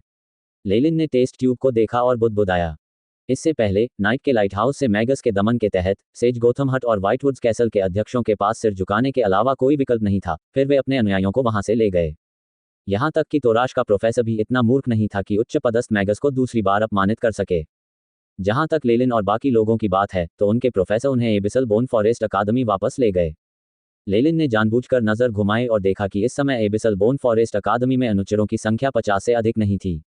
किसी भी नियमित अकादमी की तरह उनके पास हजारों अनुयायी होंगे। कोई यह कह सकता है कि सेज गोथम हट और व्हाइटवुड्स कैसल ने एबिसल बोन फॉरेस्ट अकादमी में उत्तराधिकारियों के पूरे समूह को लगभग निगल कर अपना मिशन पूरा कर लिया था, यदि ये तथ्य न होता कि उनके कुछ प्रतिभाशाली अनुयायी गुप्त विमान के अंदर ही नष्ट हो गए थे। फिर भी मूलतः उनके 200 अनुचर गुप्त विमान में प्रवेश कर गए। फिर भी अंत में केवल 100 लोग ही इससे बाहर निकल पाए। एबिसल बोन फॉरेस्ट अकादमी की तुलना में इसे एक बड़ी जीत माना गया। तथापि इन सब का मुझसे कोई लेना देना नहीं है। लेलिन ने अपने हाथों में औषधि को देखा जो एक भ्रम जैसा लग रहा था। महत्वपूर्ण बात यह है कि मुझे ग्राइंड वाटर मिला है। इसके अलावा अकादमी की एक गुमनाम विनिमय नीति है जो इसके अनुयायियों के लिए अत्यंत विचारशील है। अकादमी वापस जाते समय लेलिन और भाग्यशाली जीवित अनुचरों को उनके द्वारा प्राप्त योगदान अंकों और उसके विवरण के बारे में बताया गया, जहां वे निजी तौर पर आदान प्रदान कर सकते हैं। इसके अलावा जो व्यक्ति इस आदान प्रदान का प्रभारी था, वह चेयरमैन द्वारा बनाया गया एक रसायन विद्या का जानवर था जिसमें किसी भी प्रकार की मानवीय भावनाएं नहीं थी, इसलिए इससे अनुचरों के आदान प्रदान का पता नहीं चलेगा। ये कहा जा सकता है कि यद्यपि एबिसल बोन फॉरेस्ट अकादमी अत्यंत रक्तपिपासु थी, जहां मजबूत लोग कमजोर लोगों को खा जाते थे, ऐसी मजबूत संस्कृति थी, तथापि सच्ची ताकत और योग्यता वाले अनुयायियों की सुरक्षा के लिए उन्होंने काफी अच्छा काम किया। लेलिन मुश्किल से 50 योगदान अंक जुटाने में सफल रहे, जिसके बदले उन्हें एक मानक मात्रा में ग्राइंड वाटर मिला। जहां तक योगदान अंक विनिमय सूची की बात है, तो वहां विभिन्न बहुमूल्य सामग्रियां, रैंक एक मंत्र मॉडल और यहां तक कि आध्यात्मिक शक्ति औषधियां भी थीं। इसे देखकर लेलिन अभिभूत हो गया। उस समय लेलिन को मन ही मन इस बात का अफसोस था कि वह कुछ प्रतिभाशाली अनुचरों के बैज अपने साथ नहीं ले जा सका। हालांकि जैडन को उदास भाव से देखने के बाद लेलिन ने बहुत जल्द ही अपने दिल में पछतावे की इस भावना को दबा दिया। यद्यपि टोराश का बिल्ला कम से कम 50 योगदान अंकों के बराबर था, जिसे कई संसाधनों के साथ बदला जा सकता था, लेकिन जब अन्य अनुचरों ने ज़ेडन को देखा तो उनके चेहरे पर दया भरी थी। क्या इन संसाधनों के लिए एक आधिकारिक जादूगर का क्रोध सहना वास्तव में इसके लायक था? इसके अलावा अन्य प्रोफेसरों को अपने प्रशिक्षुओं के अंकों के बारे में पता नहीं था, फिर भी डोरोटे को ज़ेडन के योगदान अंकों की मात्रा के बारे में अच्छी तरह पता था। किसी भी अन्य बात से कम टोराश के योगदान के आधे अंक डोरोटे द्वारा ले लिए जाएंगे। आखिरकार उन्होंने ज़ेडन के लिए एक विरोधी रैंक 1 मैगस का बचाव किया। आधिकारिक मैगस बनने से पहले कम प्रोफाइल बनाए रखना सबसे अच्छा है। इसमें कुछ भी गलत नहीं होगा। ज़ेडन का परिणाम देखकर लेलिन ने अपने हृदय में दृढ़ निश्चय कर लिया। उनके वरिष्ठ मलिन इसका एक बड़ा उदाहरण थे। पोशनिंग में मलिन की उपलब्धियां और प्रतिभा असाधारण कही जा सकती है। यदि लेलिन ने एआई चिप का उपयोग करके धोखाधड़ी नहीं की होती तो वह निश्चित रूप से इस पहलू में बहुत पीछे रह जाता। मगर इससे क्या, यह मलिन की प्रतिष्ठा के कारण ही था कि उसके दुश्मनों ने उस पर हमले केंद्रित कर दिए, जिसके कारण अंततः गुप्त विमान में हुए रक्तपात के दौरान उसकी मृत्यु हो गई। कोई भी अनुयायी चाहे कितना भी प्रतिभाशाली क्यों न हो, मजबूत बनने से पहले उसकी तुलना सड़क पर पड़े एक कंकड़ से भी नहीं की जा सकती। जहां तक लेलिन का सवाल है, उसने हमेशा मलिन से कमतर होने की झूठी छवि बनाई, जिससे मलिन का ध्यान उससे हट गया। वह अपने दुश्मन का ध्यान भटकाने में सफल रहा, इसलिए गुप्त विमान के अंदर बहुत कम लोग थे जो उसकी परवाह करते थे। हालांकि ये तरकीब फिलहाल काम नहीं करेगी। लेलिन अपने हाथों में ग्राइंड वाटर लेकर खेल रहा था, उसका चेहरा धीरे धीरे गंभीर होता जा रहा था। इस नरसंहार के बाद जीवित बचे अनुयायियों की संख्या 50 से भी कम थी, जो प्रोफेसरों की संख्या से भी कम थी। इसके अलावा सभी जीवित बचे लोगों को कुलीन माना जाएगा। इन परिस्थितियों में किसी भी अनुचर पर अधिक ध्यान दिया जाएगा। लेलिन को पकड़े जाने के डर से कुछ भी अजीब करने का कोई आत्मविश्वास नहीं था। शायद मुझे बाहर घूमना चाहिए। इससे पहले रोमन ने उच्च स्तरीय ध्यान तकनीक के बारे में बात की थी। अगर मुझे यह मिल जाए तो यह निश्चित रूप से ग्राइंड वाटर से कहीं बेहतर होगा। इससे पहले फॉलन स्टार पेंडेंट के पूरा होने से पहले लेलिन ने उस प्रतिशोधी आत्मा रोमन से महान मैगस सेरहोम द्वारा छोड़ी गई उच्च श्रेणी की ध्यान तकनीक की जानकारी के बारे में बहुत सारी जानकारी ठगने में कामयाबी हासिल की थी। रोमन के अनुसार ग्रेट मैगस सेरहोम की विरासत जीथर मून माउंटेन मैदानों के डायलन गार्डन के अंदर स्थित थी। जिन मागी ने उच्च कोटि की ध्यान तकनीकों का प्रयोग किया, वे निश्चित रूप से उन मागी से अधिक शक्तिशाली थे जिन्होंने सफलता के लिए ग्राइंड वाटर का प्रयोग किया था। इसके अलावा अधिक क्षमता का एहसास होगा, जिससे भविष्य में विकास की अधिक संभावनाएं सामने आएंगी। लेलिन मैगस वर्ल्ड के शीर्ष पर चढ़ना चाहता था। यदि वह भविष्य में प्रगति की संभावना चाहते हैं तो ग्राइंड वाटर का उपयोग करना उनका अंतिम उपाय होगा। गिरे हुए सितारे के पेंडेंट के बारे में सोचते हुए लेलिन ने अपनी गर्दन से चांदी जैसा ग्रे क्रॉस हटा दिया। क्रॉस की सतह पर विभिन्न रंगों के रत्न जड़े हुए थे, जो एक त्रुटिहीन कलाकृति लग रही थी। हालांकि इस समय फॉलन स्टार पेंडेंट पर लगे रत्न मंद चमक रहे थे, क्योंकि इसका बहुत अधिक उपभोग हो चुका था। गिरा हुआ सितारा पेंडेंट, निम्न श्रेणी की जादुई कलाकृति। प्रभाव, तुरंत बचाव कार्य करें। वर्तमान स्थिति, सभी ऊर्जा खपत 0%। एआई चिप ने लेलिन को गिरे हुए स्टार पेंडेंट के आंकड़े दिखाए। फॉलन स्टार पेंडेंट ये वह वस्तु थी जिसने इस बार लेलिन के जीवित रहने और दुश्मन के प्रतिभाशाली लोगों को मारने में सबसे अधिक योगदान दिया। चांदी के क्रॉस से निकलने वाली सुरक्षा की तात्कालिक परत, चाहे वह भौतिक प्रतिरोध हो या जादुई प्रतिरोध, बहुत उच्च स्तर तक पहुंच गई थी। आधिकारिक मैगस के पद से नीचे के कुछ ही लोग इसकी सुरक्षा को भेद सकते थे। हालांकि किसी भी दुनिया में ऊर्जा संरक्षण के नियम को पूरा किया जाना चाहिए। हर बार जब फॉलन स्टार पेंडेंट को सक्रिय किया जाता था तो उसे ऊर्जा की खपत की आवश्यकता होती थी। एक बार जब ऊर्जा पूरी तरह से खपत हो जाएगी तो यह एक सुंदर हार से अधिक कुछ नहीं होगा। फॉलन स्टार पेंडेंट की सुरक्षा तो अच्छी है, लेकिन ऊर्जा पर्याप्त नहीं है। लेलिन को कुछ अफसोस हुआ। एआई चिप मिशन की स्थापना करें। मेजबान के लिए गणना क्षमता के अलावा शेष सभी गणना क्षमताओं का उपयोग गिरे हुए स्टार पेंडेंट की ऊर्जा को संरक्षित करने के तरीकों का पता लगाने के लिए करें। बीप मिशन की स्थापना। गणना करने के लिए निष्क्रिय प्रक्रियाओं का उपयोग करना शुरू कर दिया है। समय अज्ञात है। एआई चिप की आवाज गूंज उठी। लेलिन ने अपना सिर हिलाया और प्रयोग के लिए किनारे पर आ गया। उन्होंने गिरे हुए तारे के पेंडेंट को एक रहस्यमयी मंत्र संरचना के केंद्र में रखा। इसके चारों ओर कई नीले चमकदार पत्थर थे। रिचार्जिंग की प्रक्रिया सक्रिय हो रही है। तारांकन विंग विंग तारांकन। लेलिन के आदेश पर संरचना से हल्की नीली रोशनी की किरणें चमक उठीं। इन पत्थरों से तारों का प्रकाश निकाला गया और उसे फॉलन स्टार पेंडेंट में रखा गया। गिरे हुए स्टार पेंडेंट का रिचार्जिंग प्रक्रिया में है। वर्तमान स्थिति 1%। एआई चिप की आवाज गूंजी। गिरे हुए तारे के पेंडेंट को पुनः चार्ज करने के लिए वास्तव में केवल उस पर तारों की रोशनी डालने की आवश्यकता होती है। जब तक ऊर्जा पूरी तरह से खपत होने पर यह तारों की रोशनी में नहाया रहता, तब तक फॉलन स्टार पेंडेंट स्वचालित रूप से रिचार्जिंग प्रक्रिया को पूरा कर लेता। हालांकि एबिसल बोन फॉरेस्ट अकादमी में इसे तारों की रोशनी में नहलाना एक असंभव कार्य था। इस प्रकार लेलिन रिचार्जिंग प्रक्रिया के लिए केवल अन्य तरीकों का उपयोग कर सकता था। समय बीतता गया। एबिसल बोन फॉरेस्ट अकादमी के प्रोफेसरों और अनुयायियों ने धीरे धीरे इन सभी दुखद घटनाओं से उबरकर स्वयं को वर्तमान स्थिति के अनुकूल बना लिया था। वर्तमान एबिसल बोन फॉरेस्ट अकादमी लगभग एक कब्र बन चुकी थी। इतनी महान अकादमी में शायद ही कोई अन्य आत्मा देख पाए। कक्षाएं खाली थीं, ट्रेडिंग क्षेत्र निर्जन था और यहाँ तक कि अकादमी का मिशन क्षेत्र, जिसमें एक बड़ी चौड़ी दीवार थी जिस पर मिशन लटकाए गए थे, वहाँ केवल कुछ ही अनुयायी मिशन स्वीकार कर रहे थे। संपूर्ण एबिसल बोन फॉरेस्ट अकादमी एक कब्र के समान शांत और स्थिर शांति में डूब गई थी। इन परिस्थितियों में यदि कोई साधारण व्यक्ति यहाँ रहे तो वह डरकर मर जाएगा। हालांकि अच्छी बात यह थी कि इस नरसंहार से बचे हुए अनुचरों और अन्य प्रोफेसरों ने बहुत दृढ़ निश्चय रखा था, इसलिए वे ऐसी परिस्थितियों में भी अकादमी का संचालन जारी रखने में सक्षम रहे। हालांकि ये हालात बहुत लंबे समय तक नहीं रहेंगे। लेलिन के अनुमान के अनुसार दक्षिणी तट की अकादमियों में शामिल होने वाले नए अनुचरों के लिए नामांकन की अवधि तेजी से नजदीक आ रही थी। इस बार एबिसल बोन फॉरेस्ट अकादमी निश्चित रूप से अपनी आवश्यकताओं को कम करेगी। तब बड़ी संख्या में अनुयायी इसमें शामिल हो सकेंगे और इस प्रकार सतह पर गौरव पुनः स्थापित हो सकेगा। लेकिन किसी भी प्रतिभाशाली शिष्य के पालन पोषण में बहुत अधिक समय और ऊर्जा खर्च होगी, और 5वीं कक्षा के शिष्य की योग्यता का तो कहना ही क्या, ऐसे प्रतिभाशाली शिष्य को ढूंढना कहाँ और कैसे आसान होगा। लेलिन की पीढ़ी के दौरान एबिसल बोन फॉरेस्ट अकादमी की विरासत में भारी गिरावट आई थी। ये संभावना थी कि उन्हें अपना पूर्व स्तर पुनः प्राप्त करने में कम से कम 10 वर्ष लगेंगे। हालांकि लेलिन इन मुद्दों को लेकर बहुत चिंतित नहीं था। वह एक बार फिर धागे की तरह नीरस जीवन में लौट आया। वह अपने प्रोफेसर के साथ उनके प्रयोगों में सहयोग करता और इस प्रकार अनुभव से सीखता। इस बीच उन्होंने स्तर 3 के अनुयायी को दिए गए विशेषाधिकारों का लाभ उठाया। उन्होंने बड़ी मात्रा में जादुई संसाधन खरीदे और उन्नत विषयों पर जानकारी संग्रहित की। मैगस वर्ल्ड में लेलिन की योग्यता को औसत माना जाता था, न तो उच्च और न ही निम्न, बल्कि यह काफी सभ्य थी।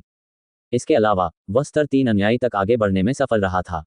भविष्य में उसके पास आधिकारिक मैगस बनने के लिए पर्याप्त समय होगा। इस बात पर विचार करते हुए, चाहे वह प्रोफेसर हो या अनुयायी, सभी उसे बहुत महत्वपूर्ण व्यक्ति मानेंगे। जब भी लेलिन किसी आधिकारिक मैगस से मिलता तो वह उनका अभिवादन करता। बदले में वे पहचान और अनुमोदन में अपना सिर हिलाते थे। इसके अलावा जब अनुचर दूर से लेलिन को देखते तो वे तुरंत उसका अभिवादन करते। जहां तक निस्सा और बाकी लोगों की बात है तो उन्होंने लेलिन के सामने आने की हिम्मत नहीं की।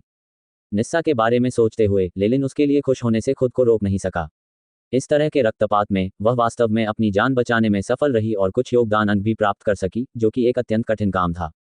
उसने सुना कि निस्सा अपने योगदान अंकों को आध्यात्मिक शक्ति बढ़ाने वाली औषधि के लिए विनिमय करने में सक्षम हो गई थी और वह स्तर 3 अनुचर तक पहुंचने की तैयारी कर रही थी। मुझे आशा है कि वह सफल होगी। अपने शरीर को स्वस्थ करने के लिए उसे कम से कम एक अच्छा जादूगर तो बनना ही होगा। लेलिन ने निस्सा की चोटों के बारे में सोचा और कुछ हद तक निराश हो गया। अभी एबिसल बोन फॉरेस्ट अकादमी में केवल वह, निस्सा और जैडन ही थे जो चेनोबिल द्वीप समूह से आए थे। ये विचार केवल लेलिन के दिमाग में ही आए। बहुत जल्द ही उसका ध्यान अपने सामने रखी किताब पर केंद्रित हो गया। उसके हाथ में जो किताब थी वह बहुत मोटी थी, 2 ईंटों के बराबर मोटाई की। हालांकि कागज की सतह बहुत छोटी थी। ये प्राचीन पुस्तकों की शैली थी। माता धरती पर लेट गईं और उन्होंने 7 बच्चों को जन्म दिया। वे हैं क्रोध, दुख, लोभ, आलस्य, वासना, लोलुपता और भय। उसके प्रत्येक बच्चे को अपनी माँ की एक शक्ति विरासत में मिली। उनके सामने पहाड़ फट जाएंगे और उनके सामने समुद्र 2 भाग हो जाएंगे। लेलिन के हाथ में जो किताब थी वह मिथकों से संबंधित थी। प्राचीन लेखन अत्यंत स्पष्ट है। इसमें मागी के बारे में बहुत सारी जानकारी छिपी हुई है। लेलिन की आंखें चमक उठी जब उसने आदेश दिया, एआई चिप। अभिलेख। जब से लेलिन ने प्रशासनिक क्षेत्र के तहत पंजीकरण कराया और एक संभावित मैगस बन गया, तब से वह एबिसल बोन फॉरेस्ट अकादमी के भीतर अधिक पहुंच प्राप्त करने में कामयाब रहा। इनमें से एक था पुस्तकालय के छिपे हुए भाग का अवलोकन करना। बेशक इन पुस्तकों में से आधिकारिक मैगस से संबंधित कई जानकारियां मिटा दी गईं। अधिक से अधिक उनका उल्लेख संक्षिप्त रूप में गुप्त लेखन के साथ किया गया। आमतौर पर लोग इस जानकारी को नजरअंदाज कर देते हैं। फिर भी एआई चिप के साथ लेलिन ने इस छिपे हुए पुस्तकालय अनुभाग से बहुत अधिक जानकारी प्राप्त की। सबसे पहले एआई चिप ने मैगी के विषयों के नीचे की लगभग सभी जानकारी रिकॉर्ड कर ली थी। इस समय लेलिन स्वयं ये दावा कर सकता है कि एबिसल बोन फॉरेस्ट अकादमी के अधिकांश प्रोफेसर अनुचरों के संबंध में उसके ज्ञान की बराबरी नहीं कर सकते। यह अनुचर स्तर पर लेलिन के लिए एक महान आधारशिला थी। कम से कम अब वह लेवल 3 के अनुयायी बनने से हुई गलतियों से अवगत था और उसने उन्हें सुधारने का प्रयास भी किया। किसी को भी ऐसी जानकारी को तुच्छ नहीं समझना चाहिए। यदि गलतियों को सुधारा नहीं गया तो लेलिन के आधिकारिक मैगस बनने के बाद भी उसकी आध्यात्मिक शक्ति लंबे समय तक अवरुद्ध रहेगी और उसके कभी भी बाहर निकलने की कोई संभावना नहीं होगी। इसके अलावा लेलिन को उन्नत ध्यान तकनीकों के बारे में कुछ सामग्री भी मिली। इन टुकड़ों और टुकड़ों के अनुसार रोमन की जानकारी के साथ लेलिन पुष्टि कर सकता था कि एबिसल बोन फॉरेस्ट अकादमी के अध्यक्ष और दक्षिण तट के प्रमुख गिल्ड और मैजिस्टेरियम के नेताओं ने सफलता पाने के लिए इन उन्नत ध्यान तकनीकों का उपयोग किया था। इसलिए वे अपने वर्तमान स्तर को प्राप्त करने में सक्षम रहे।